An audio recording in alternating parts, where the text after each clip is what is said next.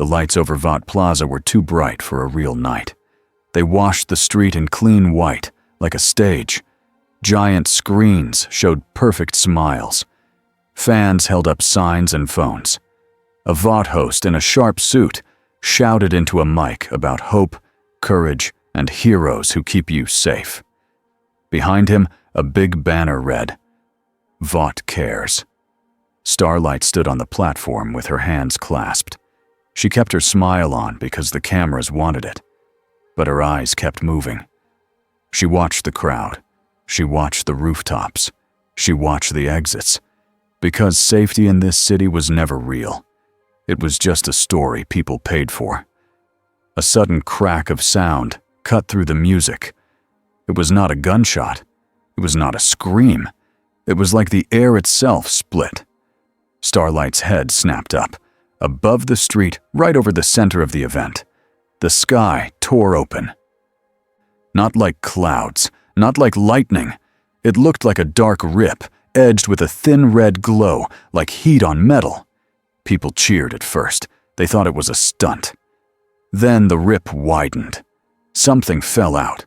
A man hit the pavement hard, right between the rows of fans and the Vought barricades. The impact made a sharp thud. The nearest people stumbled back. He rolled once and came up on one knee, like he had done it 1,000 times. Long black coat. Tight black gear under it. A sword handle at his back. A second blade at his hip. Dark glasses even at night. He didn't look around like a lost tourist. He looked around like a hunter. The host froze with his mic halfway up.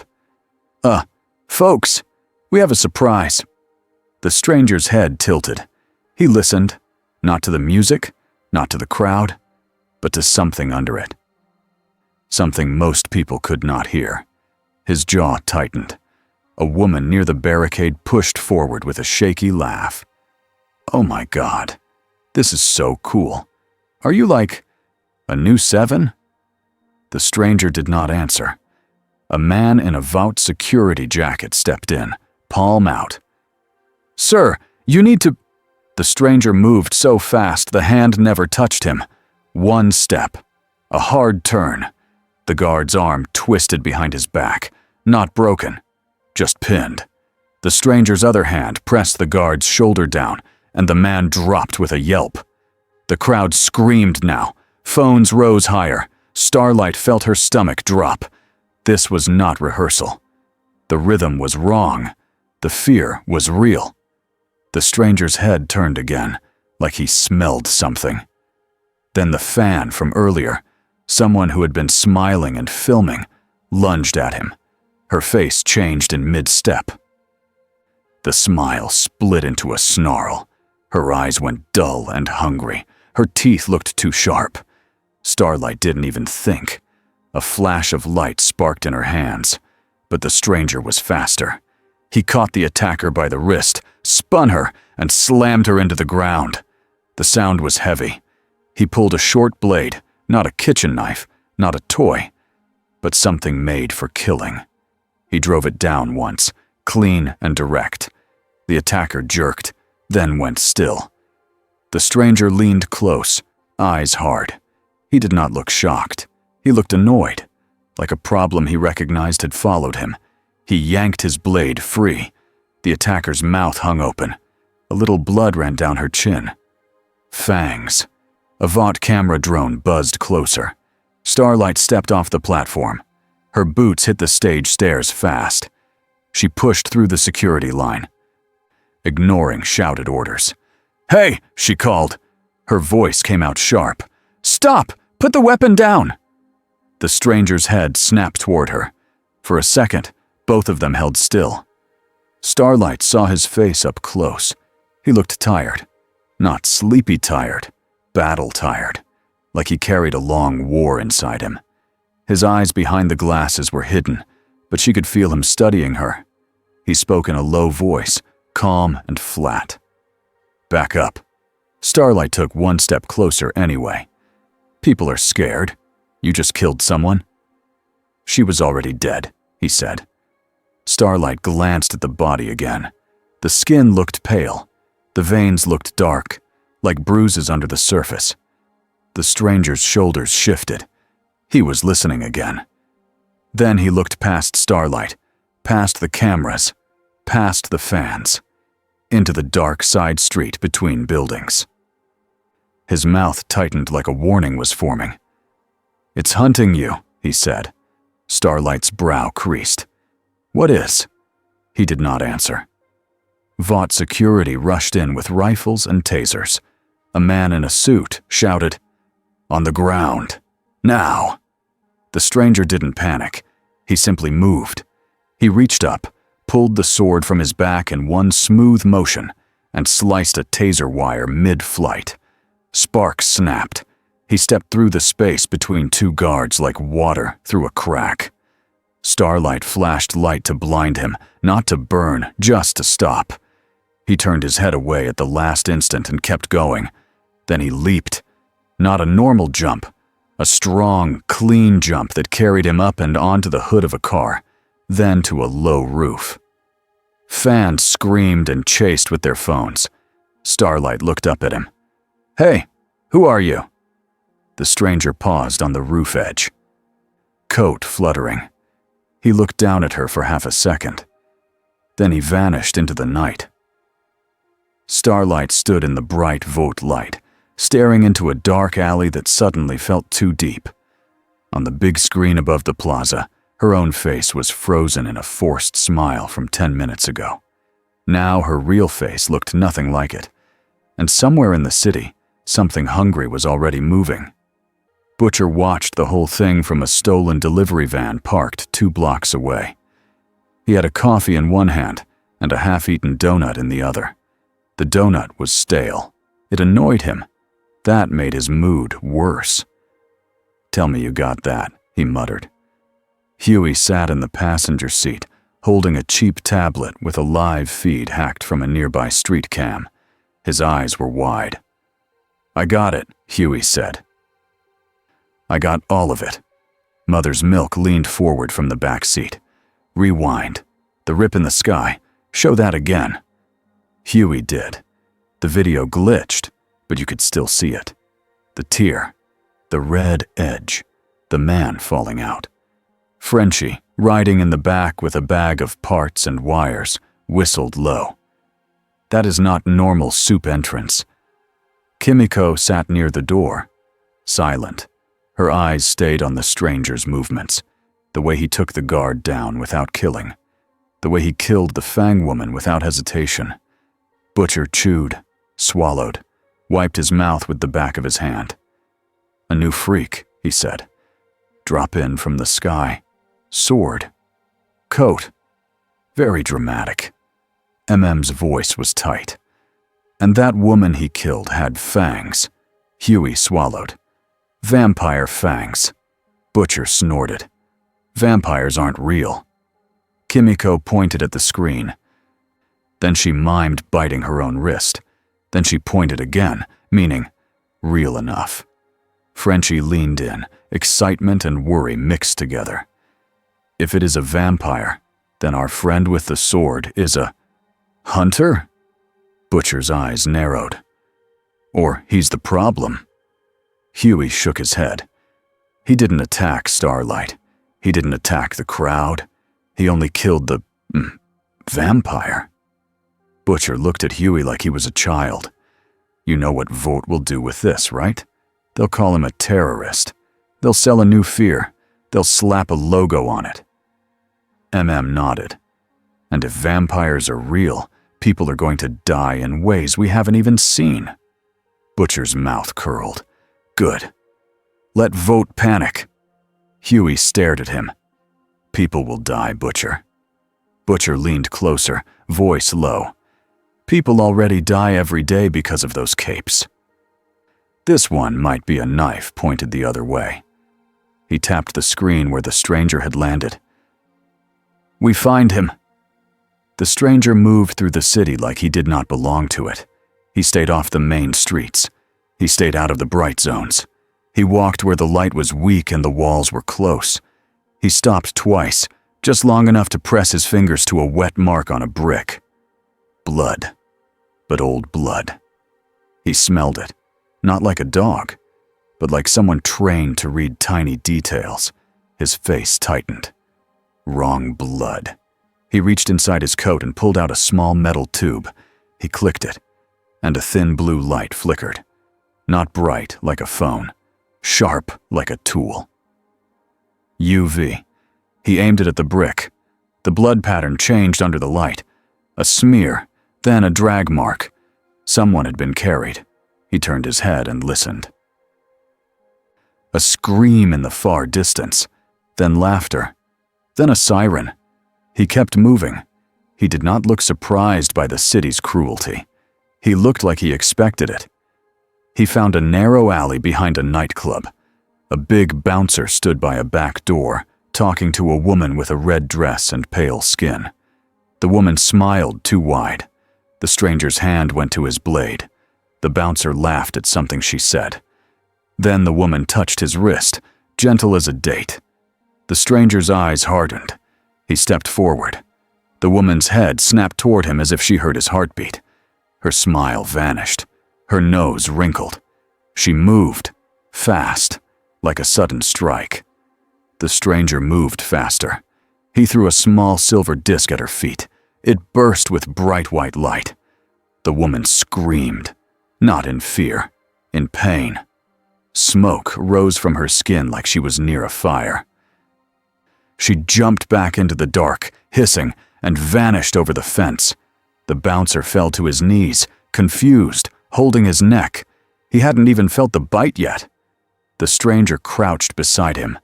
The bouncer stared at him. What was that? The stranger didn't soften. He didn't insult him either. Go home, he said. Lock your door.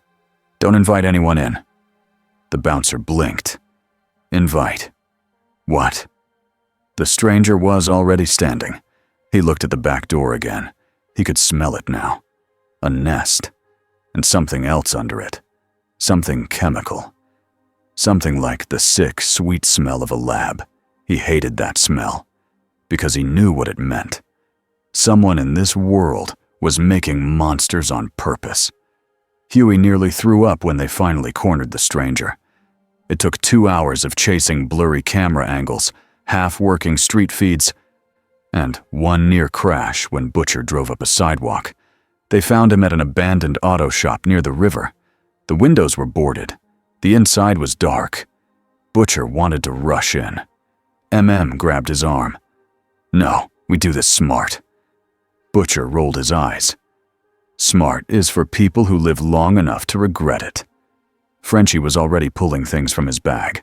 Wires, a camping lantern, a battery pack. He attached something to the lantern with shaking hands. What is that? Huey whispered. Frenchie smiled, too proud. Little sun.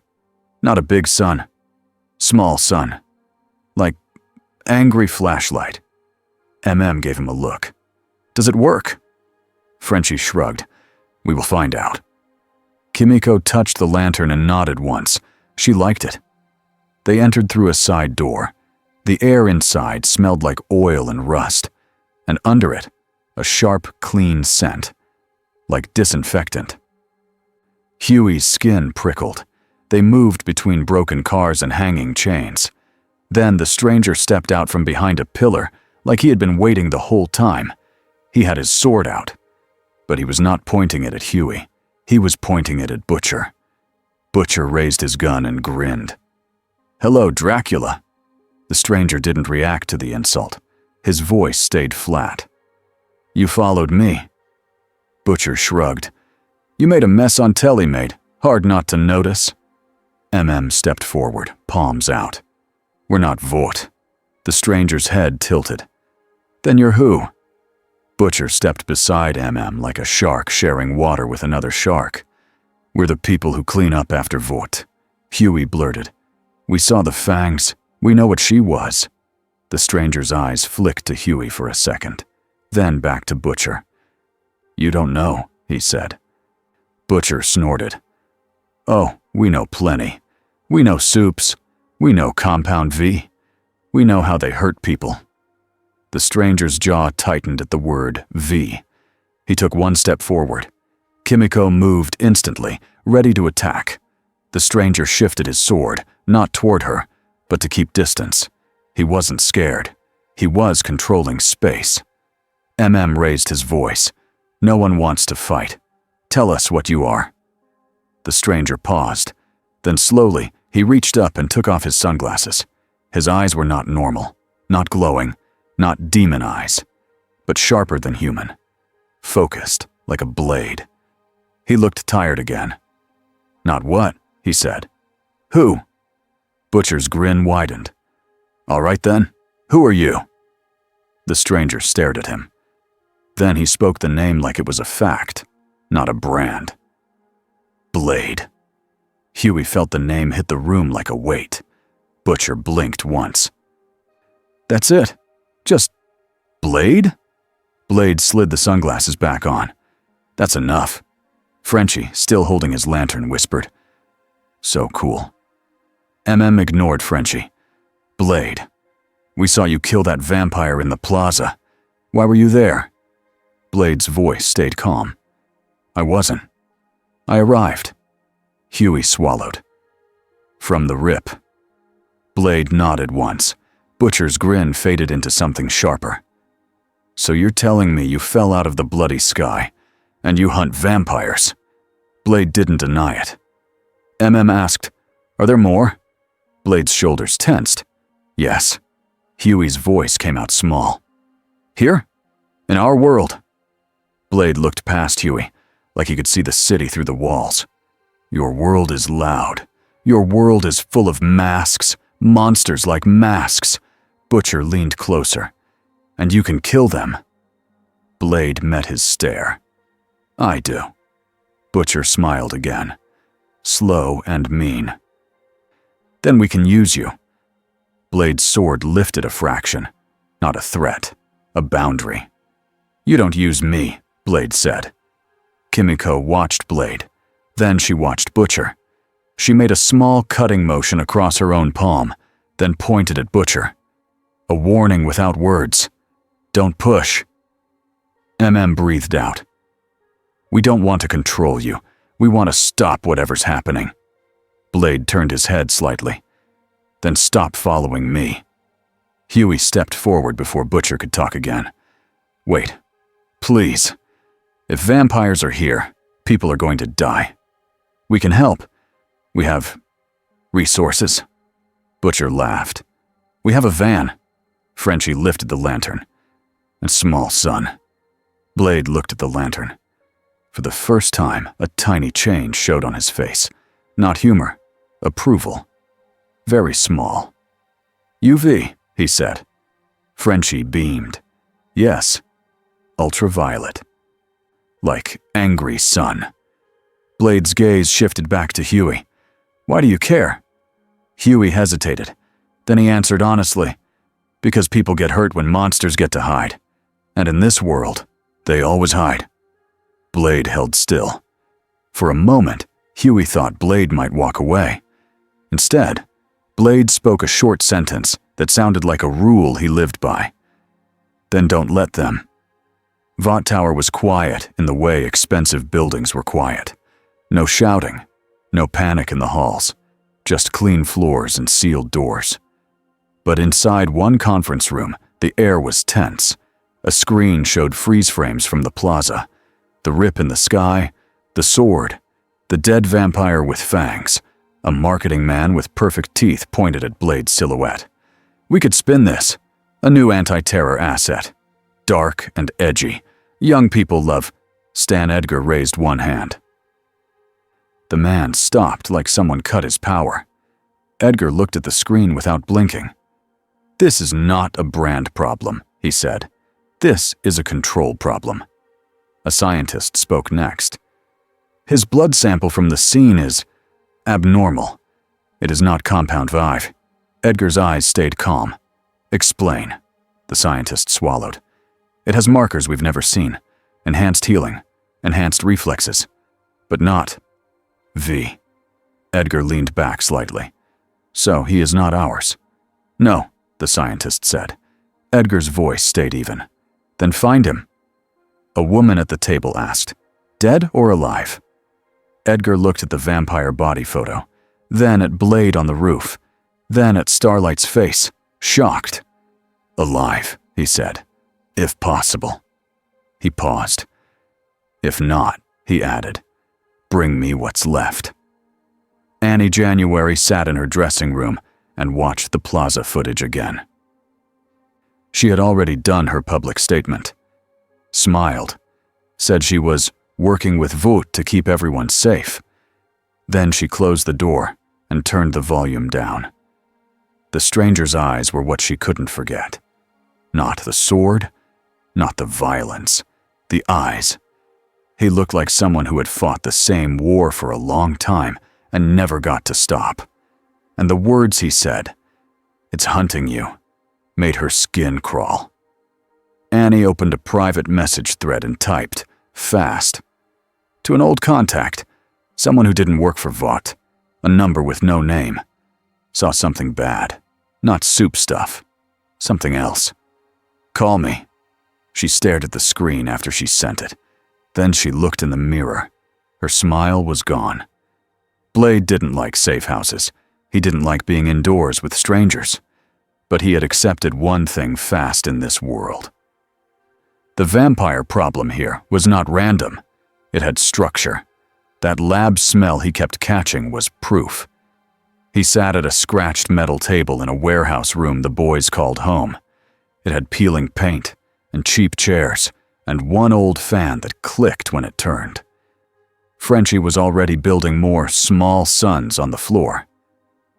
Stood by the door, arms crossed, watching. Huey sat across from Blade with a notebook like he was in school. He looked nervous, but he kept trying. Butcher paced like a caged animal. Right, Butcher said. Let's talk rules. You're going to help us. We're going to point you at... Blade cut him off. I don't take jobs. Butcher smirked. Everybody takes jobs. Blade's voice stayed cold. Not mine. Huey cleared his throat. Okay, maybe start with, what is a vampire? Like, in your world. Blade's eyes stayed on Huey. They feed. They hide. They spread. Huey nodded quickly, writing. And the fangs. The sunlight thing. UV hurts them. Blade nodded once. It burns them. Frenchie lifted a lantern proudly. Then we burn them. Asked, how many are we talking? Blade was quiet for a beat. Enough. Butcher leaned on the table. And what about you? You're not human either. Blade didn't flinch. Half. Huey looked up. Half vampire. Blade didn't correct him. That was correction enough. M's voice softened slightly. So you can walk in daylight. Blade nodded. But you still need blood? Huey asked, then instantly looked embarrassed. Sorry. Dumb question. Blade didn't insult him. Not dumb. I don't feed. Butcher laughed. So you're a vampire with morals. Blade's head turned toward Butcher. I'm a hunter. Butcher's smile slipped again. Fine. Hunter. You hunt the bloodsuckers. We hunt the capes. Plenty of overlap. Blade's hand rested near his blade. You hunt to hurt. Snapped. Butcher. Butcher held up both hands like he was innocent. What? Am I lying? Blade's voice stayed flat. Hate makes you sloppy. Butcher's eyes flashed. Hate keeps me alive. Blade leaned forward a fraction. Hate makes you predictable. The room went quiet. Huey could feel the air tighten, like a rope about to snap. Then Kimiko walked in from the back room. She placed something on the table. A neck-wound photo. Fresh. A victim from yesterday. Pale skin. 2 neat punctures. Blade's eyes locked on it. His jaw tightened. Where? He said. Answered. It happened near a nightclub by the river. Same area you were in. Frenchie tilted his head. You were hunting already. Blade looked at them. There's a nest. Butcher's grin returned, hungry. Good. We go now.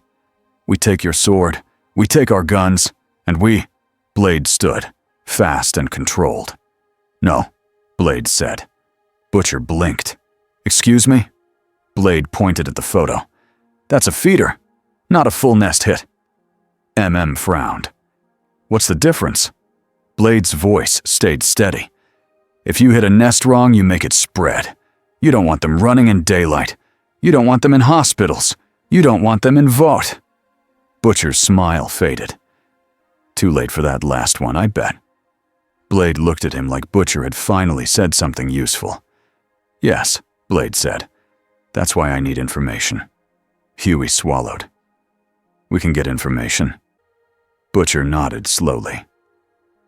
"We can." Blade's eyes narrowed. "Then do it. Quiet. No bodies." Butcher scoffed. "No bodies is not our style." Blade's voice dropped. "Then I work alone." Huey jumped in fast. "Wait. We can do quiet. We can try." Butcher stared at Huey, then at Blade. He made a show of sighing. "Fine," Butcher said. "We try it your way. For now." Blade's face didn't change. He didn't trust that for now at all. But he didn't walk away either, because the city outside was full of people who didn't know what was hunting them. And Blade did. The first big body that made the news wasn't a random civilian. It was a soup. The headline hit every screen by morning. Vought hero found dead in Midtown. His name was Brightstar. A shining smile, glowing hands, B-list fame. He did local events. He took selfies with kids. He posed for commercials about safe streets. Now he lay in a covered bag on the sidewalk behind a closed restaurant. Vought police tape wrapped the alley. Real police stood back. They were told to. Vaught's cleanup crew moved fast. They were told to. And somewhere above the alley, a drone hovered, filming the official scene they would feed the public. But the truth was under the sheet.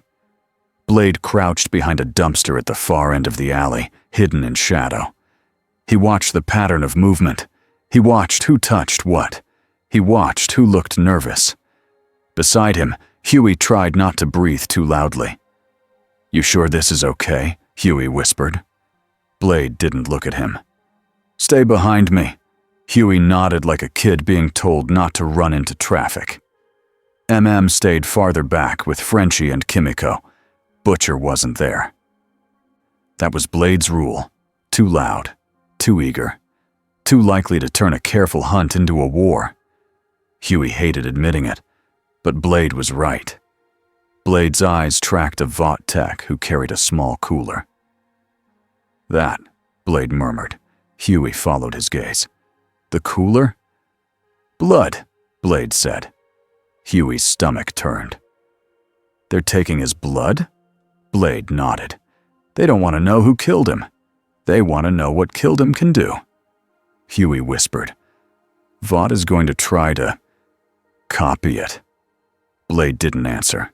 He didn't need to. A Vought security guard stood near the bag. He looked bored. That boredom was the problem. People got careless when they thought they owned the world. Blade tapped Huey's shoulder once, a signal. They slid along the wall to a side door that Huey had already unlocked with a stolen keycard.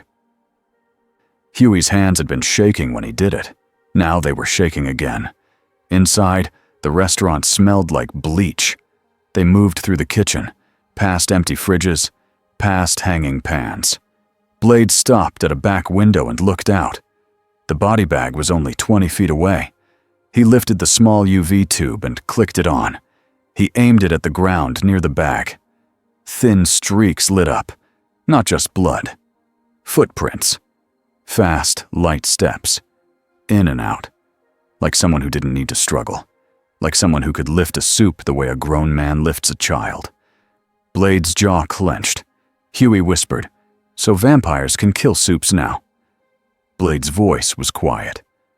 "If they drink V, they change." Huey's eyes widened. "They get stronger." Blade nodded once. Then Blade's head snapped up. A sound on the roof. Not heavy boots. Not a human shift. Something light. Blade moved without warning. He grabbed Huey's collar and yanked him down behind the counter. A second later, the roof vent above them bent inward. A figure dropped through like a shadow pouring into the room. Pale skin, hair slicked back, suit jacket like he was going to a meeting, eyes dark and hungry. He landed in a crouch, then stood slowly, smiling. He looked straight at Blade. Not at Huey, not at the counter, at Blade. "You smell wrong," the vampire said, voice smooth, like the sun. Huey's heart slammed in his chest. Blade stood up, calm and ready. The vampire's smile widened. "I was wondering when you would show up." Blade didn't ask how the vampire knew. He already knew the answer. The vampire had been hunting him too. Blade's hand slid to his sword. "Step back." The vampire chuckled. "You think I'm a beginner?" He moved. So fast Huey barely saw it. A blur across the kitchen. Blade met it.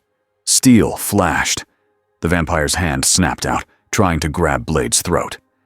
Blade twisted, and the fingers closed on empty air. Blade's sword cut through the vampire's sleeve, slicing cloth and skin. Black blood dotted the floor. The vampire hissed and jumped back. He looked surprised, then amused. "Sharp," he said. "Good." Huey scrambled backward, trying to stay out of the way. Blade reached into his coat and tossed a small disc.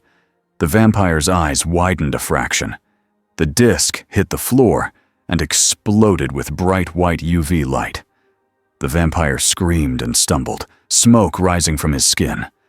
But he didn't burn to ash. He rolled away fast, dragging himself behind a stainless counter. He had gear, a dark pair of tinted goggles. He snapped them on. He pulled a cloth over his mouth like someone who had trained for this. He had prepared for Blade. That thought hit Huey like ice. This wasn't a random vampire. This was a planner. Blade stepped forward, sword ready. The vampire's voice came from behind the counter, calmer now. "You're in the wrong world, Daywalker." Huey flinched at the word. Daywalker. Blade's shoulders went tight, but his voice stayed flat. "You shouldn't be here." The vampire laughed softly. "This world is perfect. People already believe lies. They already worship monsters. They already drink fear like water." Blade's eyes narrowed. "Who made you?" The vampire's smile returned in his voice. "Does it matter? Vought makes everything." Huey's stomach dropped. A crash sounded outside. Shouts. Vought security moving. The vampire listened too. Then he sighed like he was bored. "We don't have time," he said. "Not today." Blade stepped around the counter edge, trying to cut off escape. But the vampire didn't run for the door. He ran for Huey. Huey gasped as the vampire lunged. Blade moved to intercept, but the vampire was too fast. A hand grabbed Huey's wrist. Huey felt cold fingers and a grip like iron. Blade's voice snapped, louder than before. "Let him go." The vampire turned his head slightly, sniffing Huey like he was checking a label. Then he smiled. "Not him," the vampire said. "But he's close to you." Huey's blood went cold. "What?" The vampire's gaze flicked back to Blade. "You protect. That's your weakness." Blade's jaw clenched. The vampire leaned close to Huey's ear. "Tell your friends," he whispered, "that the menu just got better." Then he shoved Huey hard. Huey slammed into the counter and fell. Blade lunged. The vampire threw something at Blade's feet. A small canister. It burst, not with smoke, but with a dense black mist that ate light. Blade's UV tube cut a thin line through it, but not enough. The vampire was gone by the time Blade cleared the mist. Huey coughed and pushed himself up, shaking. Outside, Vought guards shouted. Boots pounded near the back door. Blade grabbed Huey's arm and pulled him toward the exit. "Move," Blade said. Huey stumbled after him. "That vampire knew you." Blade didn't answer. They slipped out the side and into the alley, just as Vought security flooded the restaurant. Appeared from the shadows, eyes wide. "What happened?" Blade's voice was tight. "A leader!" Frenchie rushed up with his lantern rig. "Did you burn him?" "Not enough," Blade said. Kimiko looked at Huey's wrist.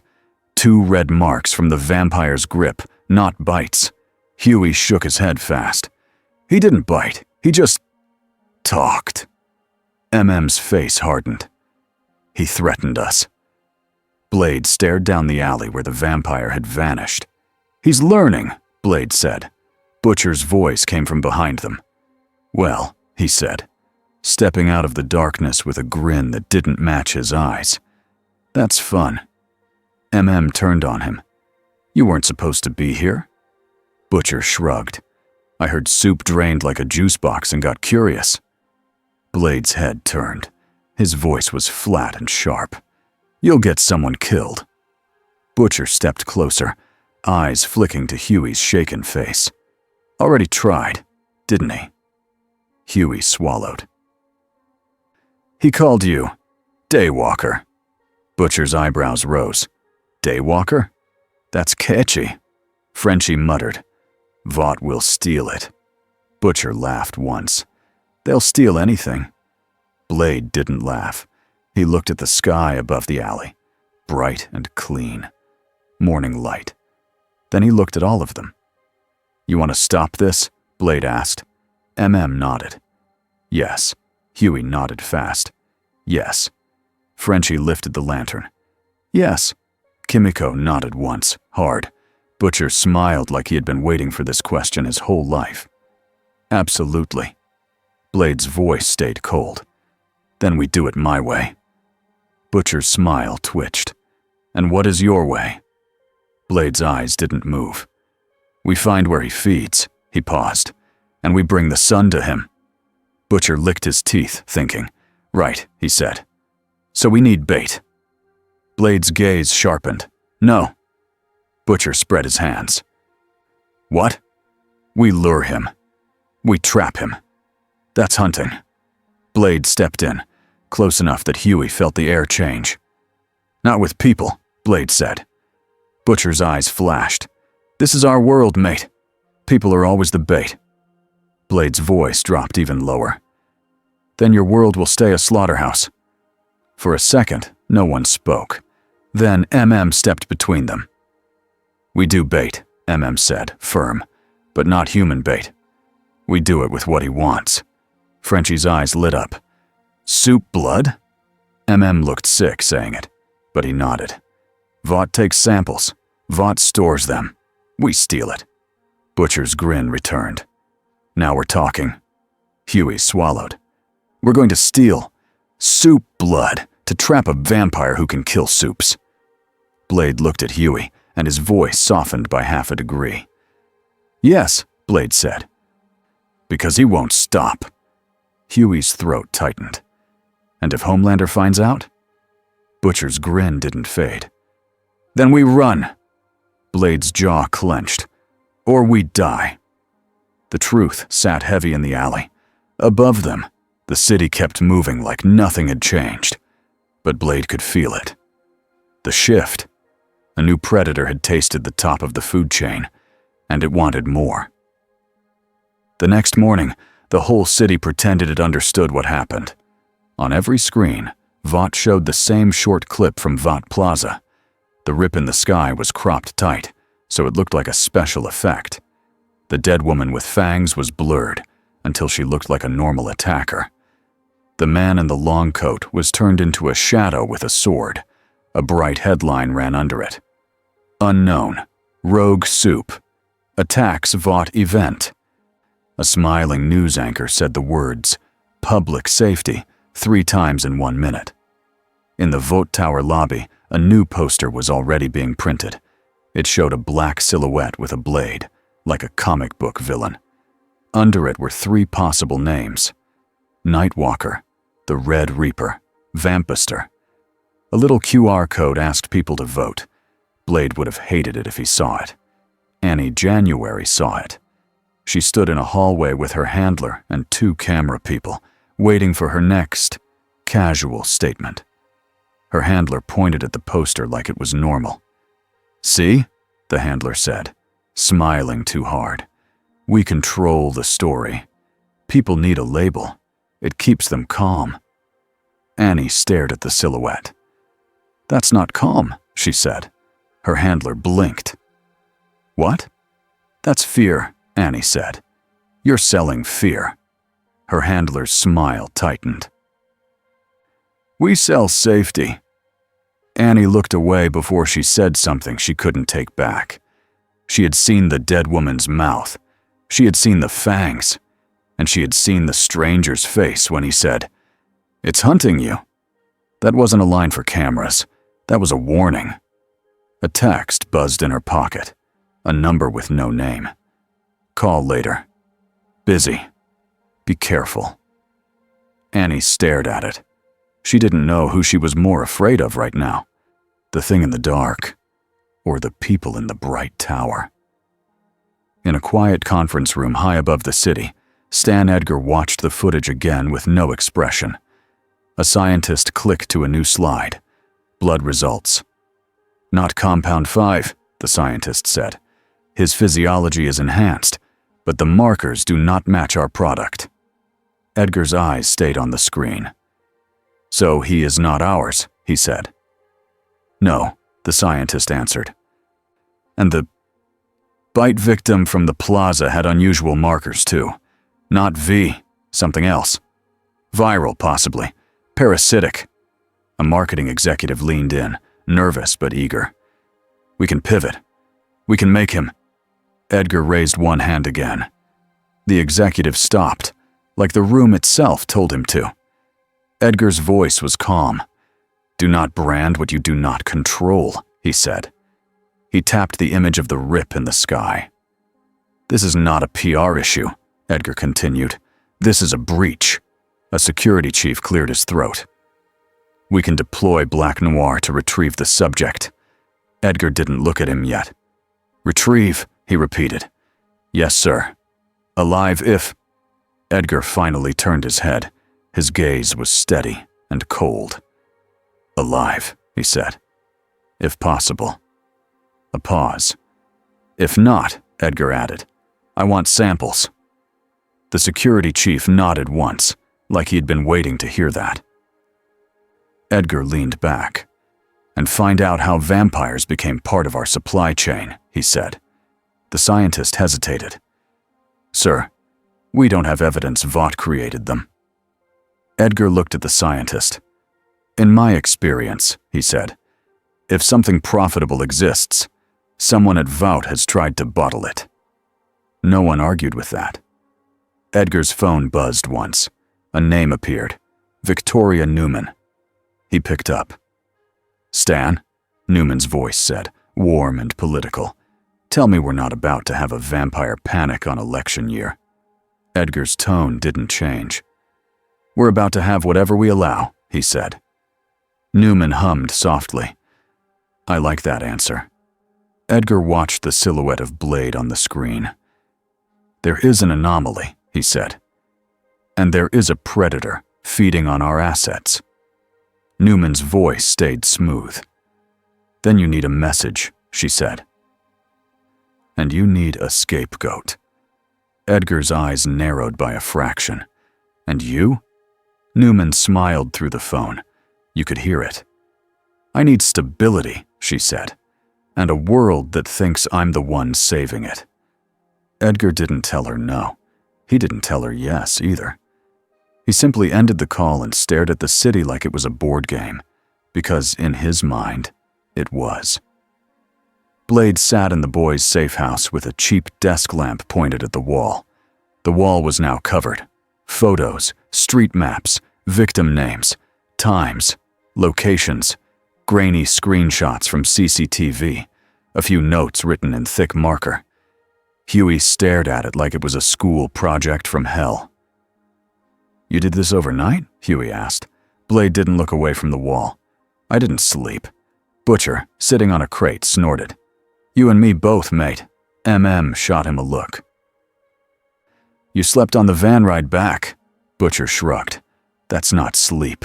That's rage napping. Frenchie laughed from the corner where he was wiring another UV rig. Rage napping? I like. Blade pointed at a cluster of red dots on the map. Feeding spots, he said. Not random. Huey swallowed. So he's picking places. Blade nodded. Close to transport, close to crowds, easy exits. Kimiko sat on the floor by the wall, watching Blade's hands as he moved pins. She understood focus. She understood hunting. Stepped closer to the map. What's the pattern? He asked. Blade tapped a street that ran along the river. He's staying near water, Blade said. Smell gets lost. Noise covers movement. But why kill a soup? Huey asked. Blade's jaw tightened. Because he's hungry, he said. And because he's testing limits. Butcher leaned forward, meaning he wants to see if he can eat the top of the food chain. Blade's voice stayed flat. Yes. Frenchie lifted his UV lantern. Then we make a trap, he said. We make a sunroom. Butcher pointed at Frenchie. See? The frog gets it. Frenchie frowned. Do not call me frog. Butcher's grin returned. All right. Sun man. Ignored them. We steal Vought super blood, he said, forcing himself to say it again. We use it as bait. Huey looked sick. Where do we even find it? Butcher's eyes gleamed. Vought has storage, he said. Labs, coolers, vaults. They don't throw away anything valuable. Blade turned slightly. You can get me inside? He asked. Butcher spread his hands. We can get inside places we shouldn't exist. Blade's face didn't change, but his voice sharpened. Quiet, he said. No explosion. No bodies. Butcher scoffed. You keep saying that like it's possible. Blade stepped toward him. Not fast, not threatening. Just close enough to make Butcher feel the line. If you make noise, Blade said, he runs. If he runs, he spreads. If he spreads, you lose this city. Butcher's eyes flicked up and down Blade, like he was measuring him. And if we do it your way, he said. Do I get a shot at Homelander after? Blade didn't answer at first. Then he said, Homelander isn't my hunt. Butcher's smile died. Of course, he muttered. Of course you'd say that. Blade's voice stayed cold. Your hate is not my mission. Butcher's jaw tightened. And your mission is what, mate? Saving the world? Blade's eyes didn't blink. Saving the next person, he said. The room went quiet again. Huey felt something twist in his chest. He didn't agree with everything Blade did. Blade was scary. Blade was hard. But Blade's reason sounded real. Cleared his throat. We have another problem, he said. Vought is already pushing a story. Frenchie tapped his phone and turned it around. A trending poll, bright and stupid. What should we call the new rogue soup? Nightwalker, 43% Red Reaper, 31% Vamp-Buster, 26%. Butcher barked out a laugh. Vamp-Buster, he said. That's tragic. Huey stared at the screen. They're making him a villain, Huey said. Blade stared at the phone for a second. You can't hunt in a world that turns you into a billboard, Huey said, half to himself. Blade's voice was quiet. I've hunted in worse, he said. That afternoon, Annie sat alone in a small break room with no cameras. She had a coffee she didn't drink. Her phone buzzed again. The same unknown number. Roof. 10 minutes. Annie's stomach tightened. She stood, walked out, and took the stairs instead of the elevator. On the roof, the wind was cold and clean. A man stood near the edge, hands in his coat pockets, watching the city like he was memorizing it. Butcher. Annie's eyes narrowed. You texted me from a no-name number. Butcher turned and smiled like he was greeting an old friend. "All right, Starlight," he said. "No need to look like you're about to laser me." Annie stepped closer, but kept distance. "Why are you here?" Butcher nodded toward the city. "Because your mates in the tower are about to start a vampire panic," he said. "And because our new friend with the sword is going to get hunted." Annie's face tightened. "He killed someone on stage." "She had fangs," Butcher said, "and you saw it." Annie didn't deny it. Butcher leaned on the railing like he belonged there. "We need something," he said. "You can get it." Annie's eyes hardened. "I'm not stealing for you." Butcher's grin softened. "Just a little." "Not for me," he said. "For the people you keep saying you want to protect." Annie's hands clenched. "What do you want?" "A location," Butcher said. "A real one. Not the public labs. Not the clean tours. I want the cold storage. The blood vault.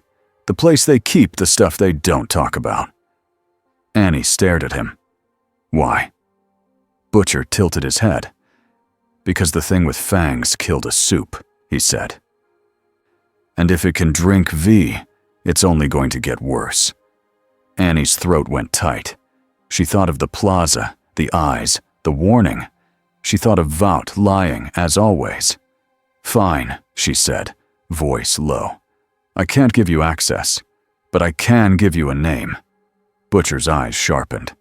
"Go on." "Red River," Annie said. "It's a medical distribution hub on paper, but inside it's not just supplies, it's storage, samples, evidence." Butcher nodded slowly like he was tasting the word. "Red River," he repeated. Annie stepped closer. "If you go in there," she said, "you will be walking into a trap." Butcher smiled. "That's usually the plan." Annie's voice tightened. "I'm serious, Butcher. Homelander will kill you if he finds out." Butcher's smile didn't move. "He's been trying to kill us for years," he said. "We're still here." Annie stared at him, then asked the question she couldn't stop herself from asking. "Who is that man?" she said. "The one with the sword." Butcher looked out at the city again. "He says his name is Blade," he said. Very subtle. Annie's brow creased. "Blade," she repeated, like the name should mean something. Butcher pushed off the railing. "If you want to help people, Starlight," he said, "you might want to stop believing the tower. The real monsters aren't always on the street." Annie watched him leave. Then she whispered to the empty roof. "I know." In a dark apartment across town, the vampire leader sat in a chair like a king. The room was expensive, not because he liked luxury, because luxury was camouflage. A man in a lab coat knelt on the floor, hands shaking.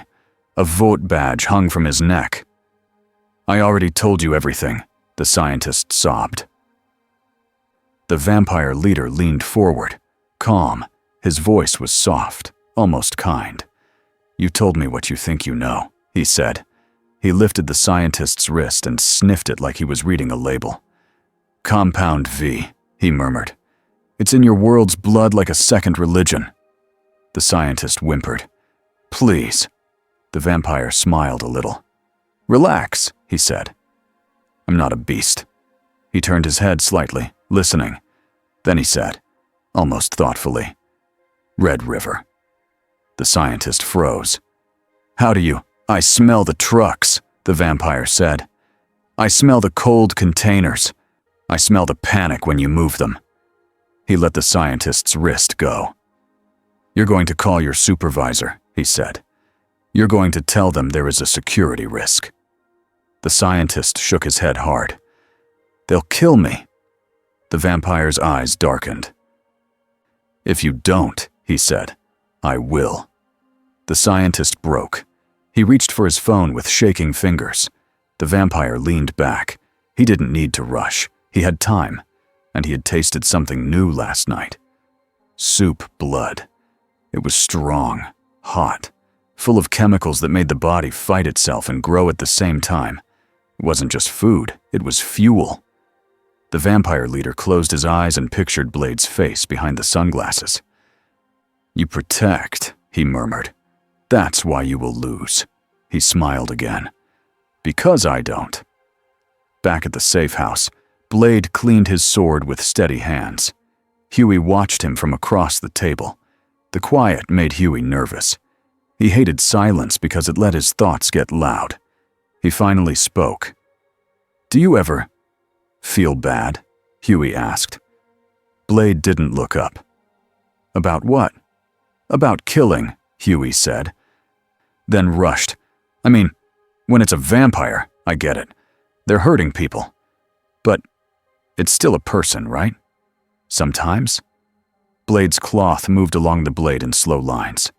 "Sometimes," he said. Huey swallowed.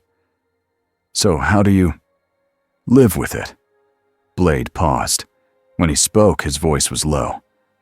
"I don't live with it," he said. "I carry it." Huey nodded slowly, like he understood that kind of weight.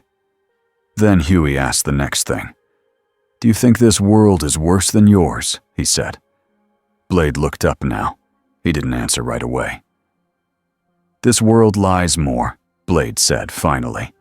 "It smiles while it kills." Huey's throat tightened. "Yeah," he said softly. "That sounds right." Blade's gaze stayed on him. "You're scared," Blade said. Huey laughed once, shaky. "Yes," he admitted. "All the time." Blade nodded once, like that was normal. "Good," Blade said. Huey blinked. "Good. If you stop being scared," Blade said, "you stop being careful." Huey let out a breath he didn't know he was holding. Then Butcher walked in with a grin and a folded map. "Right," Butcher said. "Red River. Tonight." Followed, serious. "We go in quiet," he said. "We get what we need. We get out." Frenchie lifted a tool belt. "I have made 4 small sons," he said proudly. "And 2 angry sons." Huey blinked. "What's the difference?" Frenchie held up a bigger device that looked like a flashlight married to a car battery. "Angry son," he said. Kimiko tapped the device, then mimed a vampire sizzling. She nodded, pleased. Butcher glanced at Blade. "Happy?" he asked. Blade stood. "We're not hunting Vought," Blade said. "We're hunting a vampire." Butcher's smile turned sharp. "Sometimes it's the same thing," he said. Blade didn't argue. He just grabbed his coat. Because whether Vought meant to or not, they were part of it now. And the vampire leader had already picked his next meal. The Red River facility sat on the edge of the city like a plain gray box. No shiny billboards, no cheering crowds, just fences, cameras, trucks going in and out. It was the kind of place most people never noticed, which meant it was perfect for secrets. Watched through binoculars from inside the van. "Guards on the front," he said. 2 on the side. Cameras everywhere. Frenchie whispered, "I hate cameras." Butcher whispered back, "Then stop committing crimes, mate!" Frenchie flipped him off without looking. Blade watched the building without blinking. He wasn't counting guards the way was. He was listening. He could hear the hum of freezers inside, the quiet rhythm of machines keeping something cold. He could also smell something else. That clean lab smell again. And under it, faint, but there, rot. A slow, sick scent that didn't belong in a normal warehouse. Blade's jaw tightened. Huey leaned close. "What is it?" Huey whispered. Blade kept his eyes on the building. "Wrong," he said. Butcher cracked his neck. "All right," he whispered. "In and out." Looked at Blade. "You sure you want to be inside with us?" asked. "You're fast. You could do it alone." Blade shook his head. "Too many exits," he said. "Too many eyes. I need the sun rigs." Frenchie perked up at the word sun. "Yes," he whispered. "My children."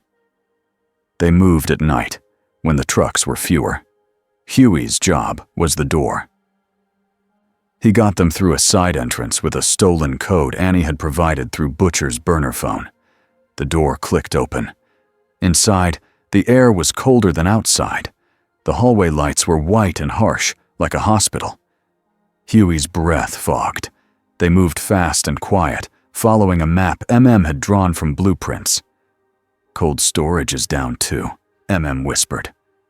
Blade led. His steps were silent, even on hard floors. They passed a locked door with a warning sign. "Biohazard. Authorized personnel only." Frenchie glanced at it and mouthed, "Nope." But Blade stopped. He put his hand near the door, not touching it, like he could feel heat through it. Then he listened. A faint sound came from behind the door. Not machines. A small, weak human sound. A whimper. Huey's eyes widened. "Did you hear that?" MM's face hardened. "Vought," he muttered. "What are you doing?" Butcher's eyes flicked between the door and the hallway. "Not our mission," he whispered. "Keep moving." Blade's head turned slowly toward Butcher. His voice was quiet, sharp. "That is the mission," he said. Butcher's jaw clenched. "We're here for blood samples to trap your fangmate," he hissed. Blade stepped closer to the door. Huey felt his heart climb into his throat. Whispered, "Blade." Blade didn't answer. He reached into his coat, pulled a small tool, and popped the lock like it was nothing. The door opened. Inside was a lab corridor. Glass rooms, metal tables, straps, and people. Not a crowd. Not hundreds. But enough. Men and women in hospital gowns. Pale, weak, some with bruises, some with IV tubes in their arms. Huey's stomach dropped. "Oh my God," he whispered. A woman looked up at them through the glass, eyes wide and empty. She pressed her hand to the window, like she was trying to remember what hope felt like. MM's face went tight with rage. "They have prisoners," he whispered. Butcher stared, and for a second, his grin didn't exist. His eyes looked almost tired. Then he snapped back into himself. "We don't have time," he said, voice harsh. "This is a whole other job." Blade's voice stayed cold. "No," he said. "It's the same job." Frenchie whispered, "We cannot leave them." Kimiko's hands clenched. Her breathing changed. This wasn't new to her. Cages never were. Blade moved forward. The lights overhead flickered once. A red alarm dot blinked on a panel. Huey panicked. "Did we trip something?" swore under his breath. "Too late. We're made." From the end of the corridor, heavy doors unlocked with a loud click. Footsteps came fast. Not guards. Something heavier. Something that didn't walk like a normal man. Blade's head tilted. He smelled it. Vampire. But not like the woman at the plaza. Not old. Not clean. This one smelled like chemicals and fresh blood. "Get the sons ready," Blade said. Frenchie fumbled his battery pack. "Yes, yes." Butcher raised his gun. "This is why we don't open random doors," he muttered. Then the thing stepped into view. It was a man shape, but wrong. Too tall. Too wide. Muscles thick like they were pumped full of air. Its skin looked pale, stretched tight. Veins dark and raised. Its eyes were black with a thin red ring. It smiled. Fangs showed. And when it breathed in, it sounded like a machine sucking air. Huey froze. "That's not Vamp-V," Blade said, voice tight. They mixed it. The creature lunged. It crossed the hallway in a blink and slammed into the wall near Blade, cracking tile. Blade rolled under its swing and came up with his sword in both hands. He slashed across its arm. The blade bit deep. Black blood sprayed. The creature barely flinched. Then the cut started to close. Huey's mouth went dry. "It's healing," he whispered. Kimiko moved like a bullet. She jumped onto the creature's back and locked her arms around its neck. It reached back and grabbed her by the hair. Kimiko didn't scream. She just held on tighter. The creature threw her. Kimiko hit the wall hard and fell.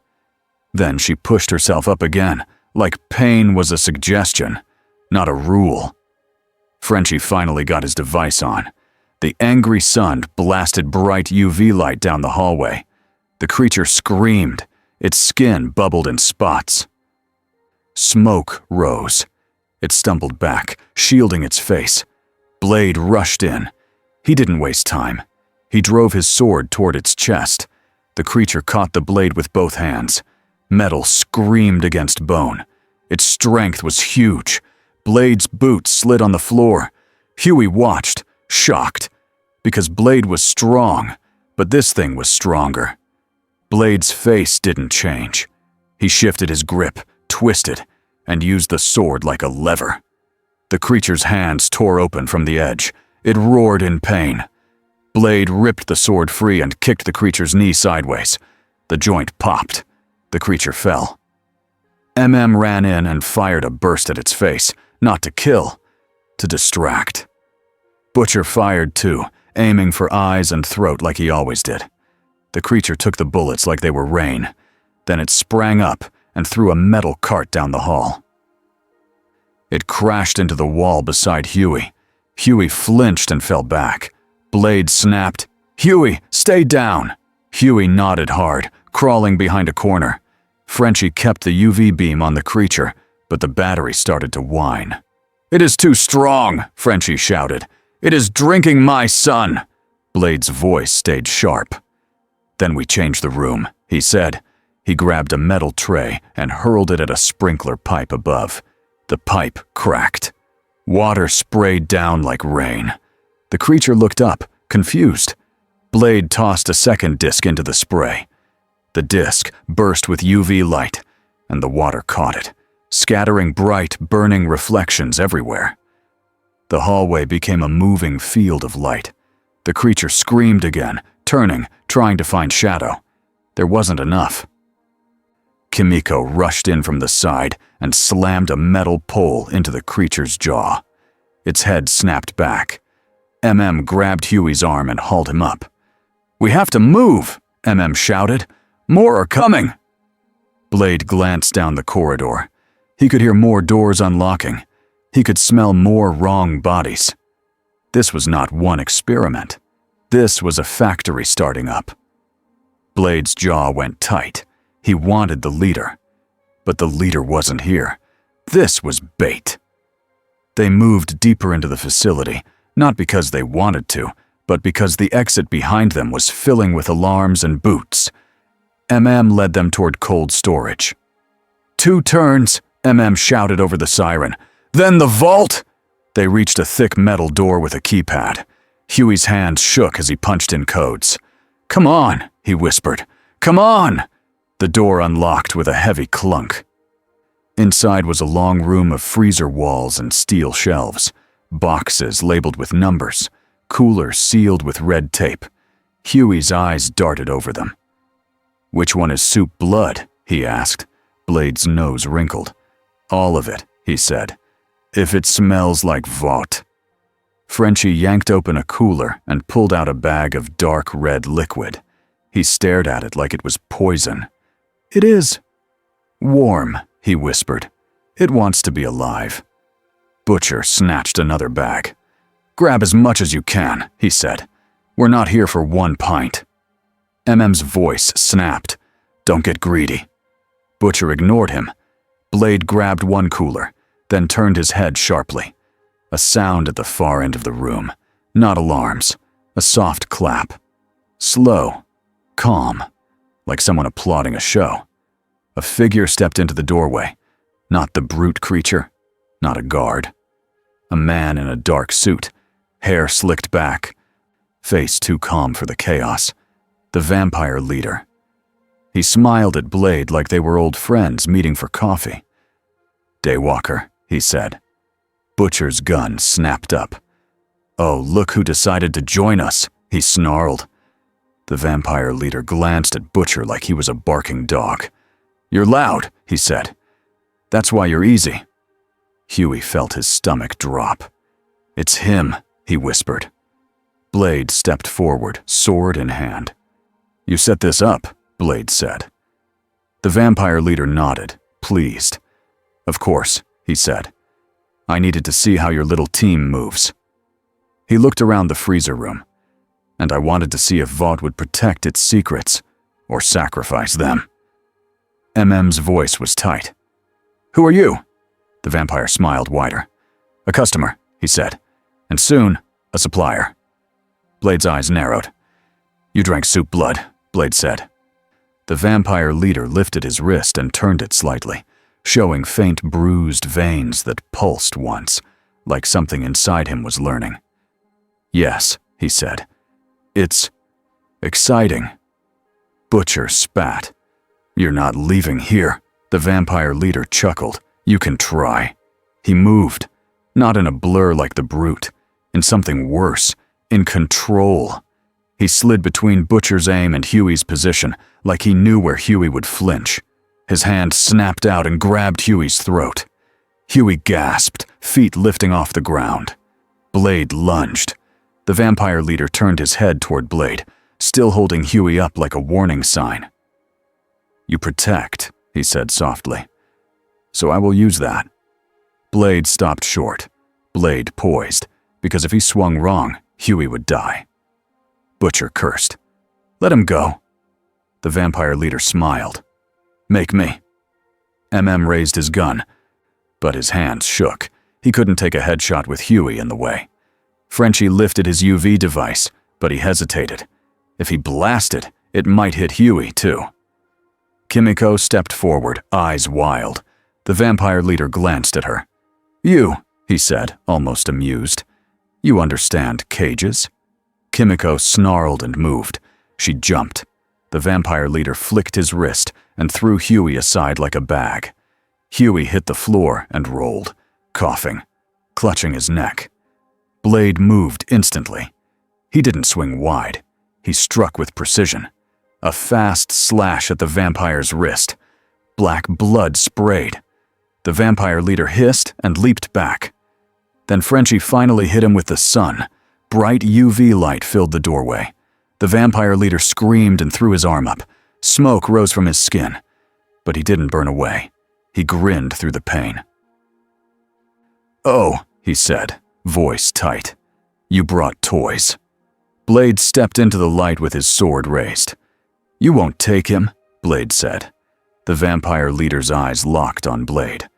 "I don't want him," he said. "I want you to choose." Blade's brow tightened. "Choose what?" The vampire leader spread his hand slightly, like he was offering peace. "You can keep hunting forever," he said, "or you can end it." Butcher barked a laugh. "He's offering you a job interview, mate." The vampire leader ignored him. "This world is full of monsters wearing capes," he said to Blade, "and humans who clap for them. Why fight for them?" Blade's voice was cold. "Because they bleed." The vampire leader smiled like that answer pleased him. "Good," he said. "Then bleed with me." Blade's eyes didn't move. "No." The vampire leader's smile faded by a hair. "Then you stay lonely," he said. He reached into his suit jacket and pulled out a small vial. Inside was dark blood. Blade's jaw tightened. He recognized it. His own. "You think Vought is the only one who can bottle things?" the vampire leader asked. Blade stepped forward, rage controlled into a sharp line. "Where did you get that?" The vampire leader leaned closer into the UV edge, letting it sting him. "I have friends," he said. "I have doors." He turned his head slightly, listening.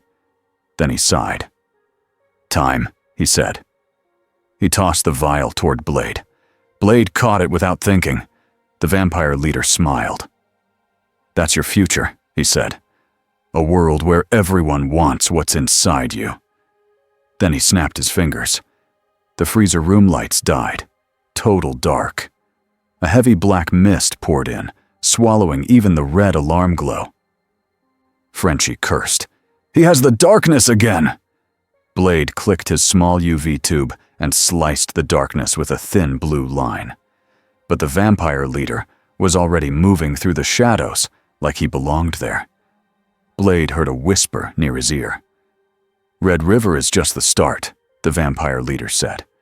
Next, I drink from the tower. Blade turned and swung. His blade cut only air. Then the mist thinned just enough for Blade to see the vampire leader at the far doorway, already retreating. He raised 2 fingers in a casual salute and vanished. The lights flickered back on. The freezer room was wrecked. Huey coughed on the floor. MM grabbed him. You okay? Huey nodded weakly. He wanted you to choose, Huey rasped at Blade. Blade stared at the doorway. He didn't like offers.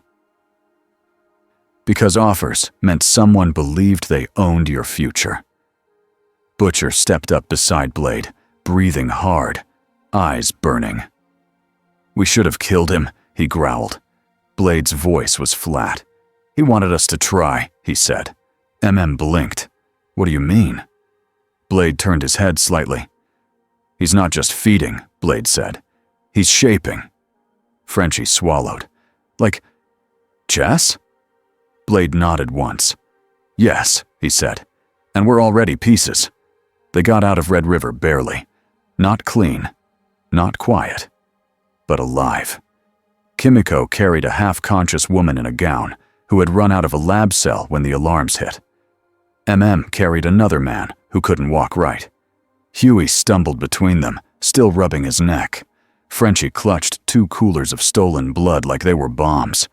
Butcher drove the van like he was trying to outrun the whole world. Behind them, sirens screamed, and above that, a sound cut through the night like a god clearing his throat. A sonic boom. Butcher glanced up through the windshield, eyes narrowing. No, he muttered. A shadow moved across the clouds. Then another. Homelander dropped out of the sky and landed on the road ahead of them, cracking the pavement. The van skidded. Butcher slammed the brakes. Everyone lurched. Homelander stood there, cape barely moving, smiling like he was happy to see them. His eyes were calm. That calm was worse than anger. Well, Homelander said, voice light. Look what crawled out of the sewer. Butcher leaned out the driver window with a grin that was half courage and half suicide. All right, mate, he called. Traffic stop? Homelander's smile widened. He tilted his head, like he was hearing something sweet. Then his gaze shifted. It landed on Blade. The smile slipped into something curious. And who are you? Homelander asked. Blade stepped out of the van slowly. He didn't reach for his sword yet. He didn't bow either. He simply stood in the road like a wall. Homelander's eyes narrowed. You smell weird, he said. Blade's voice stayed flat. Move, Blade said. Butcher made a choking sound like a laugh. Oh, this is gonna be fun. MM hissed. Butcher, shut up! Homelander took 1 step closer, smile back on. No one tells me to move, he said. Blade didn't back up. Then you're in the way, he said. Homelander's eyes flashed. The air tightened. Huey's mouth went dry. He had seen Homelander kill people like they were nothing. Blade was strong, but not like this. Not against a man who could punch through buildings. Frenchie's hands shook on the cooler. Small son will not help, he whispered. Kimiko set the rescued woman gently inside the van and stood up, ready to die if needed. Homelander looked past Blade at the van's open door. He saw the hospital gowns, the fear, the evidence of something Vought didn't want seen. His smile didn't change, but something colder entered his eyes. What did you steal? Homelander asked. Butcher leaned back in his seat, still grinning. Just souvenirs. Homelander's head turned slightly, like he was listening to the city's heartbeat. Then he looked at Blade again. You, he said, tone sharp now. You were at my event. Blade didn't react. Not yours, Blade said. Homelander's smile vanished. Everything is mine, he said. Blade's hand moved to his sword, not to threaten, but because the road had become a trap. Homelander's eyes dipped to the blade. Cute, he said. He moved, not at vampire speed, at something worse, at speed with power. He crossed the distance in a blink and grabbed Blade by the throat. Blade's boots lifted off the ground. Huey's heart stopped. Homelander held Blade up like he weighed nothing, smiling again. Tell me what you are, Homelander said. Blade's face tightened, but he didn't panic. He drove his knee up into Homelander's ribs. It hit like steel against a wall. Homelander didn't move. Homelander laughed, soft. That's adorable. Blade's eyes stayed focused. He wasn't trying to win a strength contest. He was buying a second. He flicked his wrist and released a small silver disc. It snapped open in midair near Homelander's face. A burst of UV light flashed bright. Homelander flinched, not from pain, but from surprise. His grip loosened for half a second.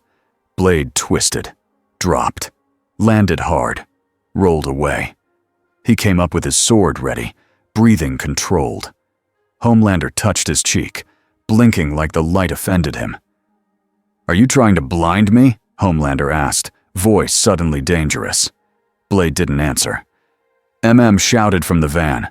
Blade, we need to go. Homelander's eyes flicked to the van, then to the terrified lab victims inside. His face changed. Not sympathy. Disgust. Vought has been doing arts and crafts again, Homelander said. Butcher's grin faltered. He could see it too. Homelander didn't like being kept in the dark. Homelander's eyes narrowed at Blade. You're part of it, he said. Blade's voice was cold. I'm the problem that hunts your problems, he said. Homelander stared. Then he smiled again. I don't like anyone hunting without my permission.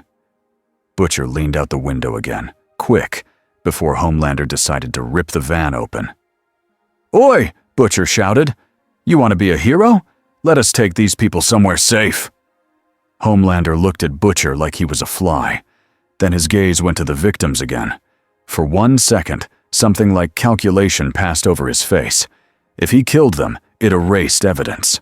But if he killed them, it also proved something was wrong inside Vought. And he hated being wrong. Homelander took a step back. Go, he said softly. Everyone froze. Even Butcher blinked.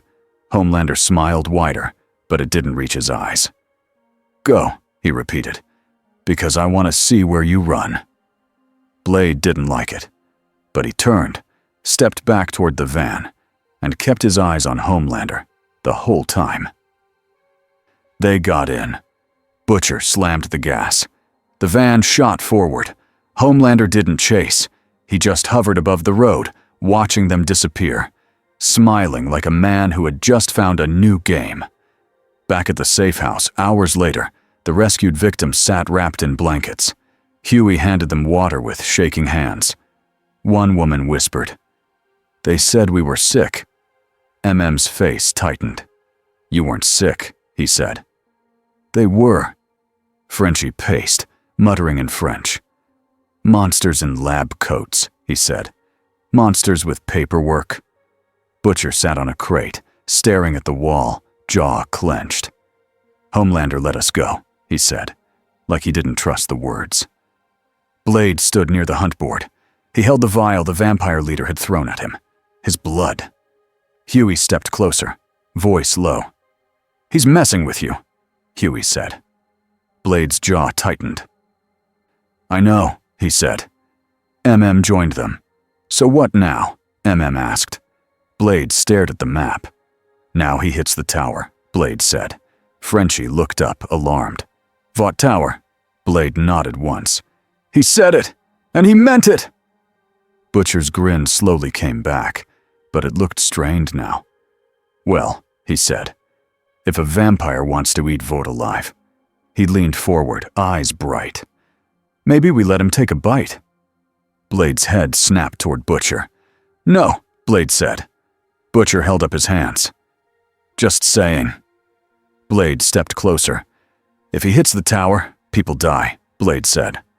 "Not just executives, workers, janitors, kids in the lobby tours."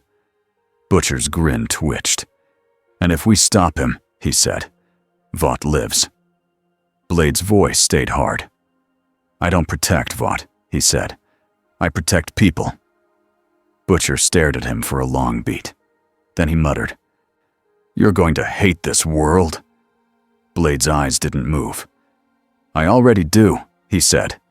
Then his voice dropped, quieter. "But I don't get to quit." He turned back to the board and started moving pins again. Because the vampire leader wasn't just hunting, he was building something, and Blade could feel it. This wasn't going to stay in alleys. It was going to climb into the light.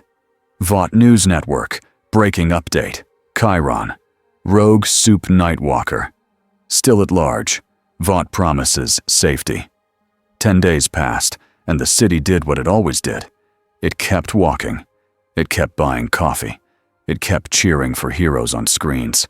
It kept ignoring the dark corners until the dark came looking for them. Blade did not get 10 days. Blade got 10 nights. Each night he hunted. He moved through alleys and rooftops. He listened for the wrong heartbeats. He tracked the clean lab smell that did not belong in a street hunt. He found feeders. He found thralls. He found clues. He did not find the leader. The leader wanted to be found only when it was useful. So Blade built his own use. In the boys' safe house, a new routine formed around him like a hard shell.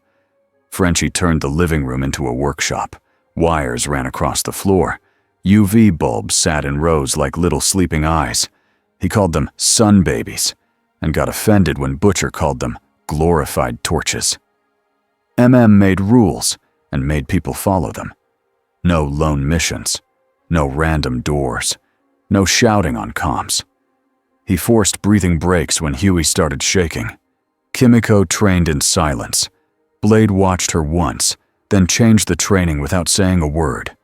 Less wild swings, more clean strikes, more control. Huey took notes, because that was how his brain survived fear. He wrote down Blade's rules like they were schoolwork. Rule 1. Don't chase into unknown dark. Rule 2. Light as a weapon. Rule 3. A monster will use your heart against you. Rule 4. If you can save someone, you do, even if it costs you the clean kill. Butcher hated Rule 4 the most. He tried not to show it. He failed. One night, after a hunt that ended with 2 rescued victims and 1 vampire getting away, Butcher threw a chair across the room. "That was our shot," he snapped. "We had him cornered." Blade didn't raise his voice. "You had 2 people bleeding on the floor," he said. Butcher's eyes were red with anger. "So what? That's this world." Blade stepped close enough that the air changed. "Then your world stays a slaughterhouse," Blade said. Butcher's mouth twitched. "You think you're better than us?" Blade's face stayed flat. "I think you're sloppy," he said. "And sloppy gets people killed." Huey thought Butcher would swing, but Butcher only stared, then looked away like the wall was more interesting. Later, when nobody was watching, Butcher wrote a new word on the hunt board with a marker. Tower. He underlined it twice, because Blade had been right. The leader was going there. And because Butcher could not stop himself from thinking the same thing every time he saw Vaught's shining building. Let it burn. Blade saw the word in the morning. He didn't erase it. He just added 2 more beneath it in firm block letters. Civilians. Exit routes. Saw that and nodded once. Huey saw it and felt his chest loosen a little, because the plan was turning into something more than hate. It was turning into a hunt. On the 11th day, the offer arrived. It came in a clean white envelope with no stamp and no name. It appeared on the safe house table like it had always been there. Butcher stared at it like it was a snake. "That's fun," he said. MM didn't touch it. "Don't," he warned. Frenchie poked it with a screwdriver. "If it explodes, I want to see it first." Blade picked it up without hesitation and opened it. Inside was a single card, a location, a time, and one sentence typed in perfect letters. "Mr. Brooks, let's speak like adults." Huey frowned. "Mr. Brooks?" he whispered. Blade's jaw tightened. He didn't like that name in this world. He hadn't given it to anyone, but someone had pulled it out anyway. Butcher smiled slowly. "Stan Edgar," he said, like he tasted the name. Only that smug robot would write something like that. MM's voice was flat. "It's a trap." Blade nodded once. "Yes," he said. Huey swallowed.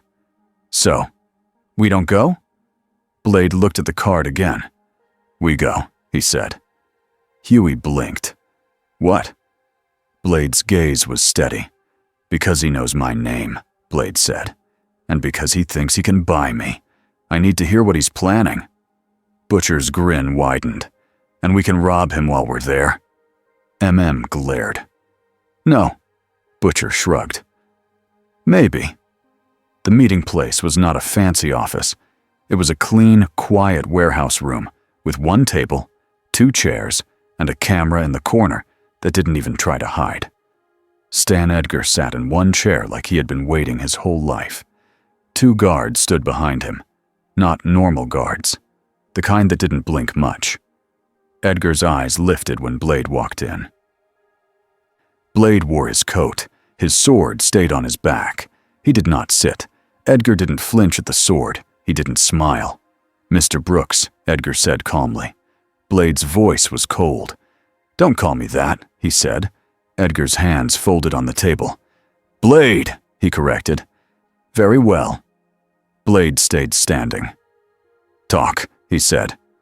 Edgar nodded once, like he respected directness. "A predator is feeding on my assets," Edgar said. "It killed one of my people." "They're not your people," Blade said. Edgar's gaze didn't change. "Everything in this city is mine," he said simply. "At least, everything that matters." Blade's jaw tightened, but he didn't waste time arguing philosophy with a man who sold it by the truckload. Edgar continued. "You are an anomaly," he said. "You are not a Vought product. And yet you operate like one of our solutions." Blade's eyes narrowed. "I'm not your solution," he said. Edgar nodded. "That's why I'm offering a partnership," he said. "Resources, information, equipment, access." Blade didn't blink. "In exchange for what?" Edgar's voice stayed even. "In exchange for control," he said. "You will work under direction. Quietly. Efficiently. No spectacle." Blade took a slow breath. "No," he said. Edgar didn't look offended. He looked curious. "Why?" he asked. "Because you make monsters," Blade said. Edgar's mouth did not move, but his eyes sharpened by a fraction. "You assume," he said. Blade leaned forward a little. "I smell your labs," Blade said. "I saw your cages. You don't get to pretend." Edgar's gaze stayed calm. "We make what the world demands," he said. "Fear, safety, hope. All of it is a market." Blade's voice was flat. "People are not a market," he said. Edgar paused, as if he was deciding how honest to be. Then he said, "People are a resource." Blade stared at him like he was staring at a wall that needed to fall. Edgar added, "The vampire leader will strike Vought Tower within 48 hours, he said. "He wants our blood vault and our research. He also wants you." Blade's eyes narrowed. "Why tell me?" he asked. Edgar's voice stayed smooth. "Because I would prefer not to lose my building," he said. "And because you are the only variable the predator does not fully control." Blade's hand flexed once. "You want me to protect Vought," he said. Edgar's eyes stayed steady. "I want you to protect the system," he said. "The system keeps this city from collapsing." Blade's voice went colder. "Your system is the collapse," he said. Edgar looked at Blade for a long beat. Then he said the real thing, the thing under the polite words. "I can give you a cure," Edgar said, "for what you are." Blade went still. Not because he wanted it, because the offer was a hook, a way to test his weakness. Blade's voice stayed level. "I'm not sick," he said. Edgar tilted his head slightly. "Everyone is sick," he said. "Some of us just monetize it." Blade stared at him. Then Blade said, "If you try to cage me, you die." Edgar didn't flinch. "Noted," he said. Blade turned and walked out. He did not look back.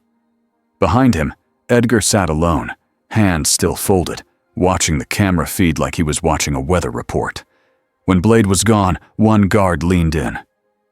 "Should we follow?" Edgar shook his head once. "No," he said. "He will go where the Predator goes." He paused. "And so will Homelander," Edgar added, as if that was the real issue. The second offer came at night. It came without paper. It came without a table. It came in the place Blade hated most, a quiet church with the lights off. Blade entered through a side door because the front was too obvious. The air inside was cool, dusty, still. He smelled old wood and old candles, and then he smelled blood. Not spilled blood, living blood. Someone breathing slow. Blade moved forward, silent. In the front row, a man sat like he was praying, the vampire leader. He wore a dark suit again. He looked clean, calm, like a politician. He turned his head as Blade approached, smiling softly. "You came," the vampire leader said. Blade's hand stayed near his sword, but he didn't draw. "You wanted to talk," Blade said. The vampire leader nodded. "I enjoy talking," he said. "It's how you learn what people are." Blade's eyes stayed hard.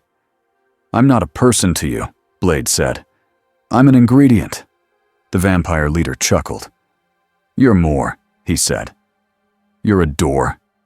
Blade's jaw tightened. "What's your name?" Blade asked. The vampire leader's smile grew, pleased by the question.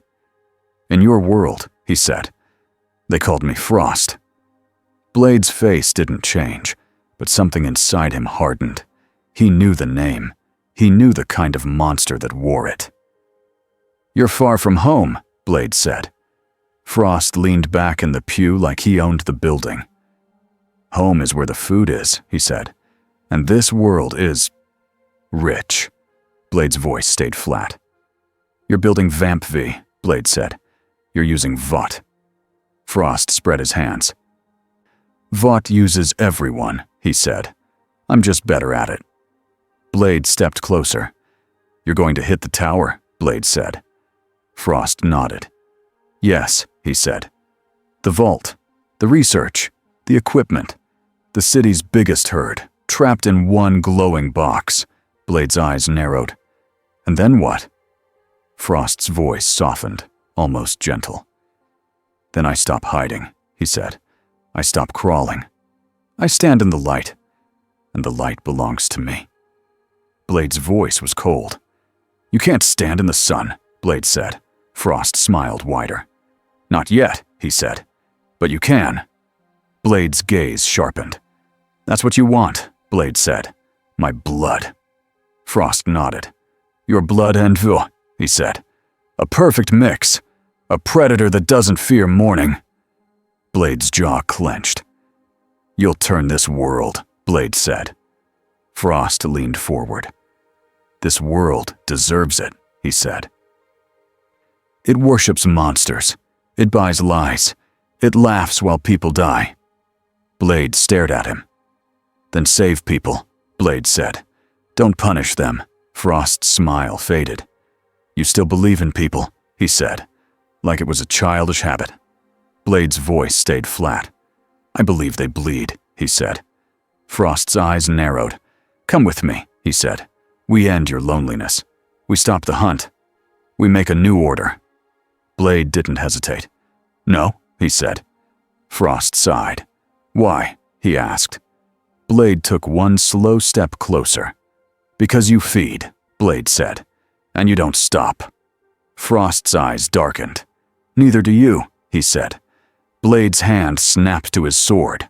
Frost moved first. He vanished from the pew and reappeared right in front of Blade, hand reaching for Blade's throat like Homelander had done. Blade twisted and slashed. Steel cut the air. Frost jerked back, but not fast enough. The blade nicked his cheek.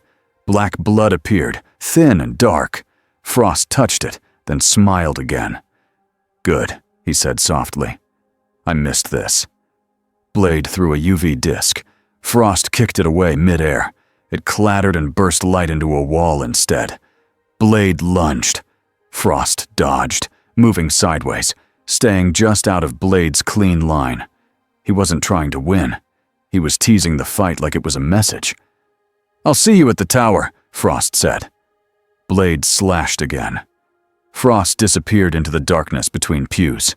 Then his voice came from above, near the rafters. "And bring your friends," Frost said. "I want them to watch you choose." Then he was gone. Blade stood alone in the church, breathing controlled. He hated offers, because offers meant someone thought they could change what you were. Blade walked out and didn't look back. Outside, the city lights blinked like nothing mattered. Blade knew better. 36 hours later, Vought Tower lit up the skyline like a crown. Inside, the lobby was full of people. Tour groups, staff, security, executives walking fast with phones in their hands. Vought didn't close. Vought never closed. Closing meant fear was real. Edgar sat in his office, calm, and watched reports. Homelander was somewhere above the building, doing hero patrol for cameras. Annie moved through hallways with a badge and a tight face, feeling the building's nervous pulse. And in the shadows below, in a service tunnel most employees didn't know existed, the boys moved like a wound inside the body. Blade led them. Frenchie carried a pack full of UV rigs. "If I die," he whispered. "Tell the world I was handsome," Butcher muttered. "No one will believe it." MM hissed. "Focus." Huey's hands shook, but he kept walking. "We have exit routes," he whispered to himself. "We have routes." Kimiko moved like a ghost. Annie met them at a maintenance door, eyes sharp, breathing quick. She didn't smile. She didn't pretend. 2 minutes, she whispered. Security rotation, then cameras reset. Butcher raised an eyebrow. "Look at you," he said. "Playing with the sewer people." Annie ignored him. Her gaze landed on Blade. Up close, she looked even more tired than she had on stage. The tower was eating her alive. "You," she said quietly. "Blade." Blade nodded once. "Starlight," he said. Annie blinked. "You know me?" Blade's voice stayed flat. "I watch," he said. Annie swallowed. "I saw what you did at the plaza," she said. "You didn't hurt anyone who didn't need it." Blade didn't answer with comfort. "People are still dying," he said. Annie's face tightened. "I know," she said. "That's why I'm here." MM stepped in. "Where is the vault?" he asked. Annie pointed down the hall. "Sublevel 3, she said. "Behind biometric locks. They moved blood samples there yesterday. They also moved equipment." Blade's jaw tightened. "Rift equipment," he said. Annie nodded. "I didn't know what it was," she said, "but the scientists were scared of it." Butcher grinned. "Scientists scared? That's new." Annie looked at him, cold. "There are people down there," she said. "Test subjects. If you turn this into a massacre, you're no better." Butcher's grin didn't fully fade, but it sharpened. "All right," he said. "We do it your way." Huey whispered. "Do you mean that?" Butcher looked at him. "No," he said. but I'll pretend." Blade didn't waste time. "Move," he said. They went down. Sublevel 3 was colder than the Red River facility. The air smelled like metal and disinfectant. The hallway lights were bright, but the brightness felt fake, like a hospital trying to hide fear. Frenchie placed small UV devices along the walls as they moved. He clipped them behind signs and pipes, turning the hallway into a trap. Checked doors. "Left," he whispered. "Vault should be left." Annie stayed with Huey, eyes scanning for cameras. Every time a red light turned toward them, she flicked her fingers and made it pop, like a light bulb blowing out. Blade led with his senses more than his eyes. Then he stopped. His shoulders went tight. Huey felt it too, even without powers. The air changed. It felt like the room was holding its breath. Blade whispered, "He's here." The lights flickered once, then died. Darkness swallowed the hallway. Frenchie cursed. "No, no, no!" But the UV rigs clicked on one by one, casting sharp blue-white light across the corridor. The darkness pulled back, but not fully. A black mist slid along the floor like it was alive. Then a voice came from the end of the hall, calm and amused. "Good," Frost said. "You learned." He stepped into the edge of the UV, smiling through the sting. Behind him, 2 Vamp-V brutes followed. Their skin was pale and stretched. Their eyes were wrong. And behind them, something worse moved in the shadows. Regular humans with empty eyes. Thralls. Frost looked at Blade. "You brought your little family," he said. Butcher snapped. "Say that again and I'll shoot you in the mouth." Frost glanced at Butcher and smiled. "You will try," he said. Then Frost lifted his hand. The thralls rushed forward. Shouted, "Non-lethal if you can!" Butcher shouted back, "That's adorable." Kimiko moved first, diving into the thralls like a storm. She hit hard, but she didn't kill. She broke arms and knocked heads into walls and kept moving. Annie raised her hands and blasted light down the hallway. The thralls screamed and covered their eyes. Frost hissed and stepped back from the beam. Blade ran forward, straight at Frost.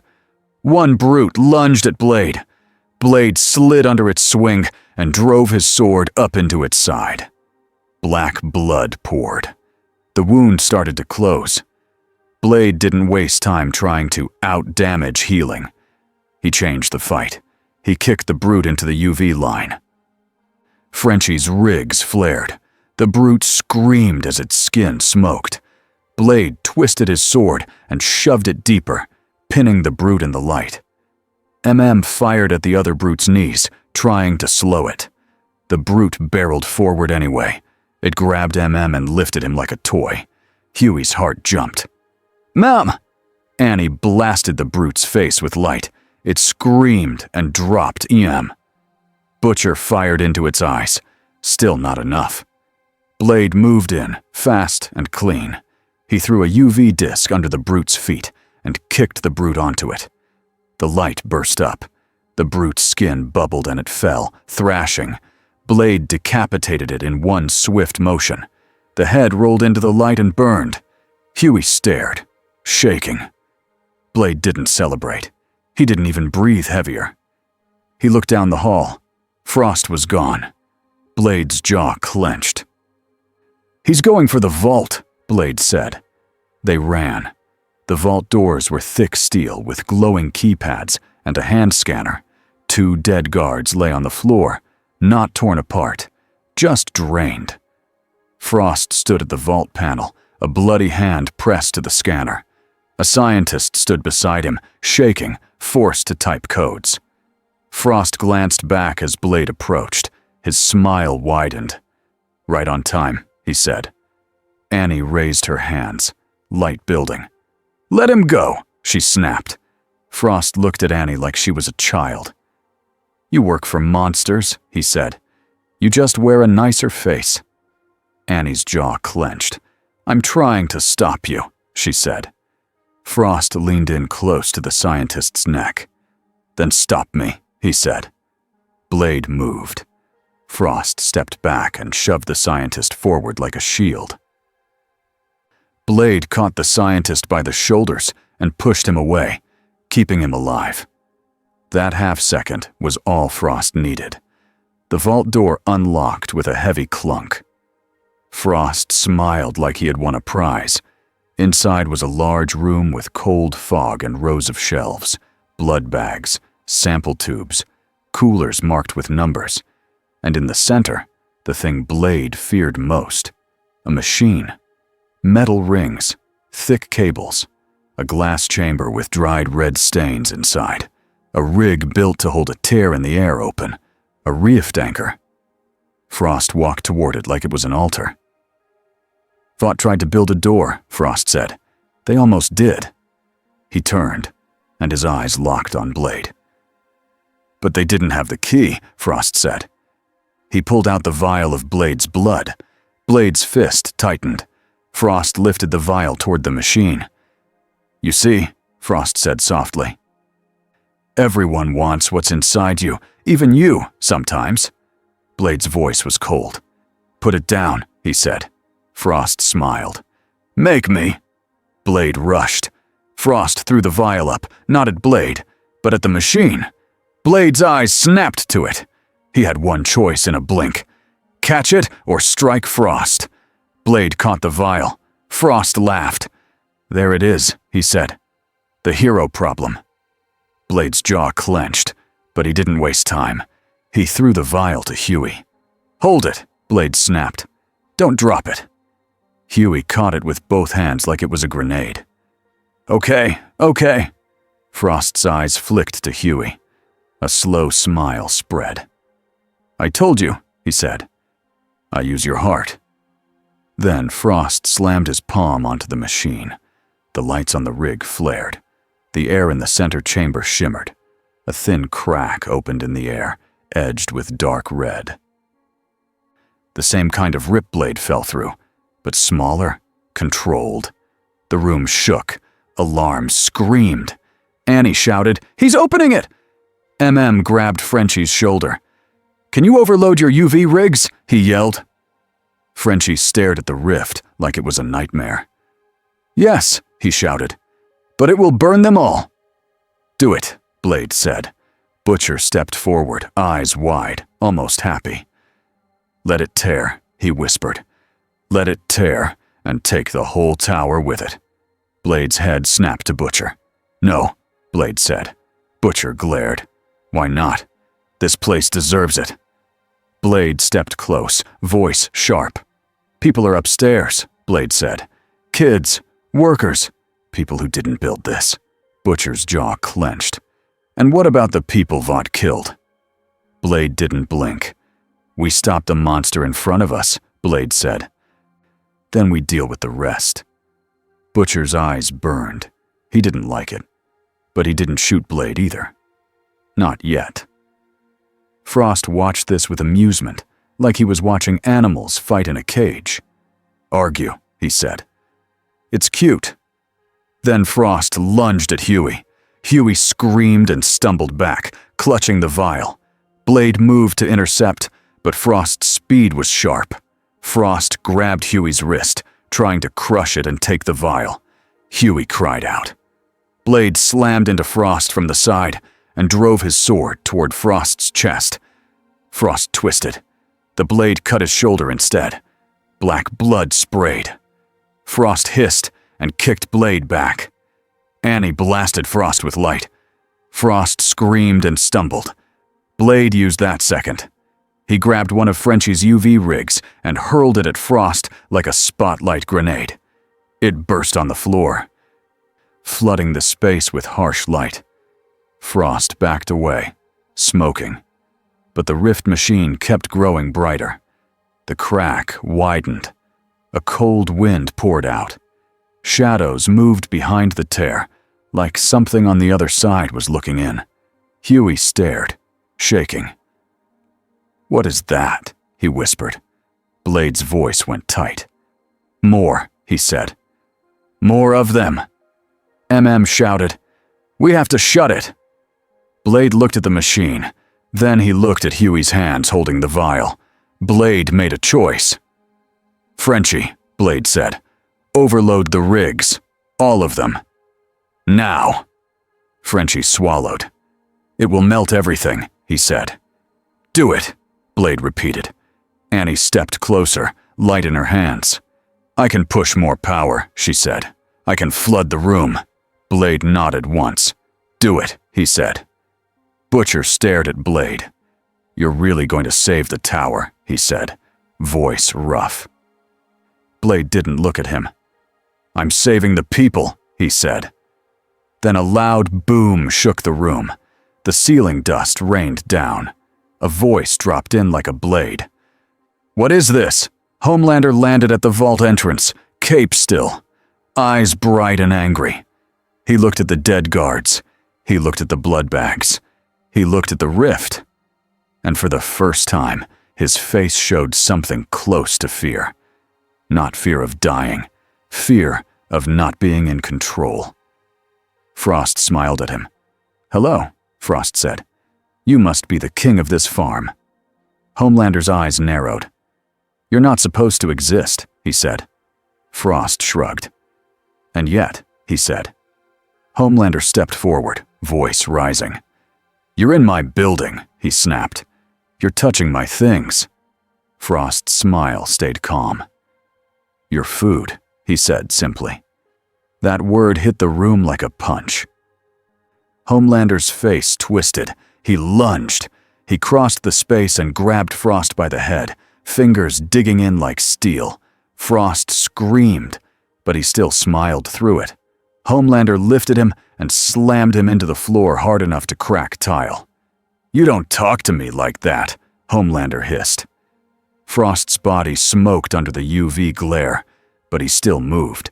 He clawed at Homelander's arm. His nails scraped skin and drew a thin line of blood. Homelander froze. He stared at the blood on his own arm like it was impossible. Then his eyes flashed red. Blade shouted, "Don't laser!" Too late. Homelander fired. Heat cut across the room, slicing through shelves and blood bags. Bags burst and splattered. The air filled with iron smell. The beam clipped the rift machine. The machine sparked. The crack in the air widened. The wind screamed louder. Huey screamed, "You're making it worse." Homelander turned his head slowly toward Huey, eyes glowing. "Shut up," he said. Blade stepped between Homelander and Huey without thinking. Homelander stared at Blade. "You," Homelander said. "You're the one from the plaza." Blade's voice stayed cold. "Focus," Blade said. "The door is opening." Homelander's nostrils flared. He looked at the rift again. His anger shifted, not into calm, into control hunger. He wanted to destroy the problem, but he also wanted to look like the hero doing it. Frost, half pinned under Homelander's hand, laughed weakly. "Do it," Frost whispered. "Burn it. Tear it open. Let the world see what you really are." Homelander's grip tightened. Blade didn't wait. He moved fast, not at Homelander, but at the machine. He slammed his sword into the rig's cable junction. Sparks flew. The machine whined louder. Annie shouted and blasted the chamber with a full wave of light. Frenchie hit the overload switch on the UV net. Every hidden sun baby in the hallway outside surged at once. The vault room turned into a bright, burning field of light. Frost screamed. His skin smoked heavily now. He tried to crawl toward the rift. Blade saw it. Frost wasn't trying to survive the light. He was trying to escape through the tear. Blade ran to intercept. Homelander looked up, eyes still glowing, and saw Frost moving. Homelander snarled. "No!" he roared. He grabbed Frost by the leg and yanked him back like a toy. Then, with a brutal motion, Homelander threw Frost into the brightest part of the UV field. Frost hit the floor and rolled. screaming. Blade stepped in, sword raised. Frost looked up at Blade, eyes wild and hateful. "Choose," he rasped. "Choose me or choose them." Blade's voice was flat. "I choose the victims," he said, and he brought the sword down. Clean. Final. Frost's body jerked, then went still. The UV light kept burning what was left until there was nothing but a dark stain and smoke. Huey stared, shaking, tears in his eyes. He didn't know if they were from fear, relief, or both. But the rift was still there. The machine was breaking, but it was breaking in the wrong way. The crack in the air widened, edges shaking. Something behind it moved closer, like a hand pushing from the other side. Blade's voice snapped. "Huey! The vial!" Huey blinked. "What? Throw it into the chamber," Blade ordered. Huey froze. You're... Now!" Blade shouted. Huey swallowed hard and ran to the machine. He threw the vial into the glass chamber, where the crack's base seemed to anchor. The vial shattered. Blade's blood hit the rig. For half a second, the machine's light surged, as if it recognized the key. Then Blade did the second part. He slammed his sword through the chamber's center. Metal screamed. Glass exploded outward. Annie threw her light into it like a flood. Frenchie screamed, "More sun! More sun!" The UV overload peaked. The rift crack shrieked like tearing cloth. Then it snapped shut. The wind died. The room fell quiet except for alarms and the crackle of burnt wires. Blade stood with his sword lowered, breathing controlled. He looked at the broken machine. He looked at the stain where Frost had been. Then he looked at Homelander. Homelander stood in the middle of the wreckage, chest rising, eyes still hot with anger. He looked around at the blood bags, the cages, the broken rig. His face changed again. This was not just an attack. This was proof. Proof that Vought had secrets even from him, and that someone had bled him. Homelander's jaw clenched so hard it looked painful. He turned slowly to Edgar's side of the building, as if he could see through floors. Then his gaze snapped back to Blade and the boys. Everyone went still. Butcher's finger tightened on his gun. MM's stance widened. Annie raised her hands, light ready. Huey held his breath. Homelander stepped toward Blade. "You," Homelander said, voice low. "You did this." Blade didn't flinch. "I stopped it," Blade said. Homelander's eyes narrowed. "You were in my building," he said. "You brought them here." Blade's voice stayed flat. "Your people built the door," Blade said. "He used it." Homelander's nostrils flared. "You think you can talk to me about my people?" Blade stared back. "They're not your people," Blade said, echoing Edgar without even meaning to. Homelander's eyes flashed. Then Annie stepped between them. "Homelander," Annie said, voice firm. "People are upstairs. Tours. Staff. If you start killing down here, you'll do it in your own house." Homelander's gaze slid to her. Annie held it, even though fear shook inside her. Homelander's mouth curled. "You're defending them," he said. Annie didn't back down. "I'm defending the building full of innocent people," she said. "If you care about being a hero, act like it." The word hero hit Homelander like a leash. He hated leashes, but he loved applause. He looked around again. He could already picture the headlines. Homelander saves Vought from terror attack. He could make that happen. He could own this. Homelander breathed out slowly. "Get out," he said. Butcher blinked. "What?" Homelander pointed at the tunnel door. "Get out," he repeated. "Before I change my mind." Blade didn't hesitate. He turned and motioned the team back. They moved fast. They didn't run like cowards. They moved like people who understood a storm was letting them pass for now. As they reached the hall, Homelander's voice followed them, calm and cold. "And if I see you again in my city," Homelander said, "I won't be nice." Butcher muttered, "You were never nice." Homelander heard it anyway, but he didn't chase. Not tonight. Tonight, he had someone else to scream at. They escaped through service tunnels and out into the cold night. The city looked the same from the street. Lights, cars, people laughing in bars. Nobody knew how close the world had come to tearing open. Huey leaned against a wall and vomited once, then wiped his mouth with his sleeve, embarrassed. Put a hand on his shoulder. "You did good," said. Huey laughed weakly. "I threw your blood into a machine," he said. "That's not normal." Frenchie sat on the sidewalk, breathing hard. "Nothing is normal," he said. "I miss normal." Kimiko touched his shoulder once, gentle, then looked at Blade. Annie stood apart from them, staring back at the tower. Her face was pale. "They're going to lie," she said quietly. Butcher laughed once.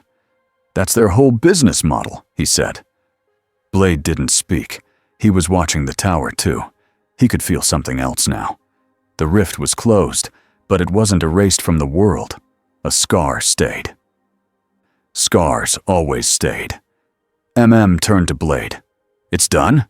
asked. Blade's voice was flat. "Tonight is done," he said. Butcher snorted. "That's cheery." Blade looked at him. "He won't stop," Blade said. "Not Edgar, not Newman, not Homelander." Huey swallowed. "And not other vampires," Huey said. Blade nodded once. "Frost was a leader," Blade said.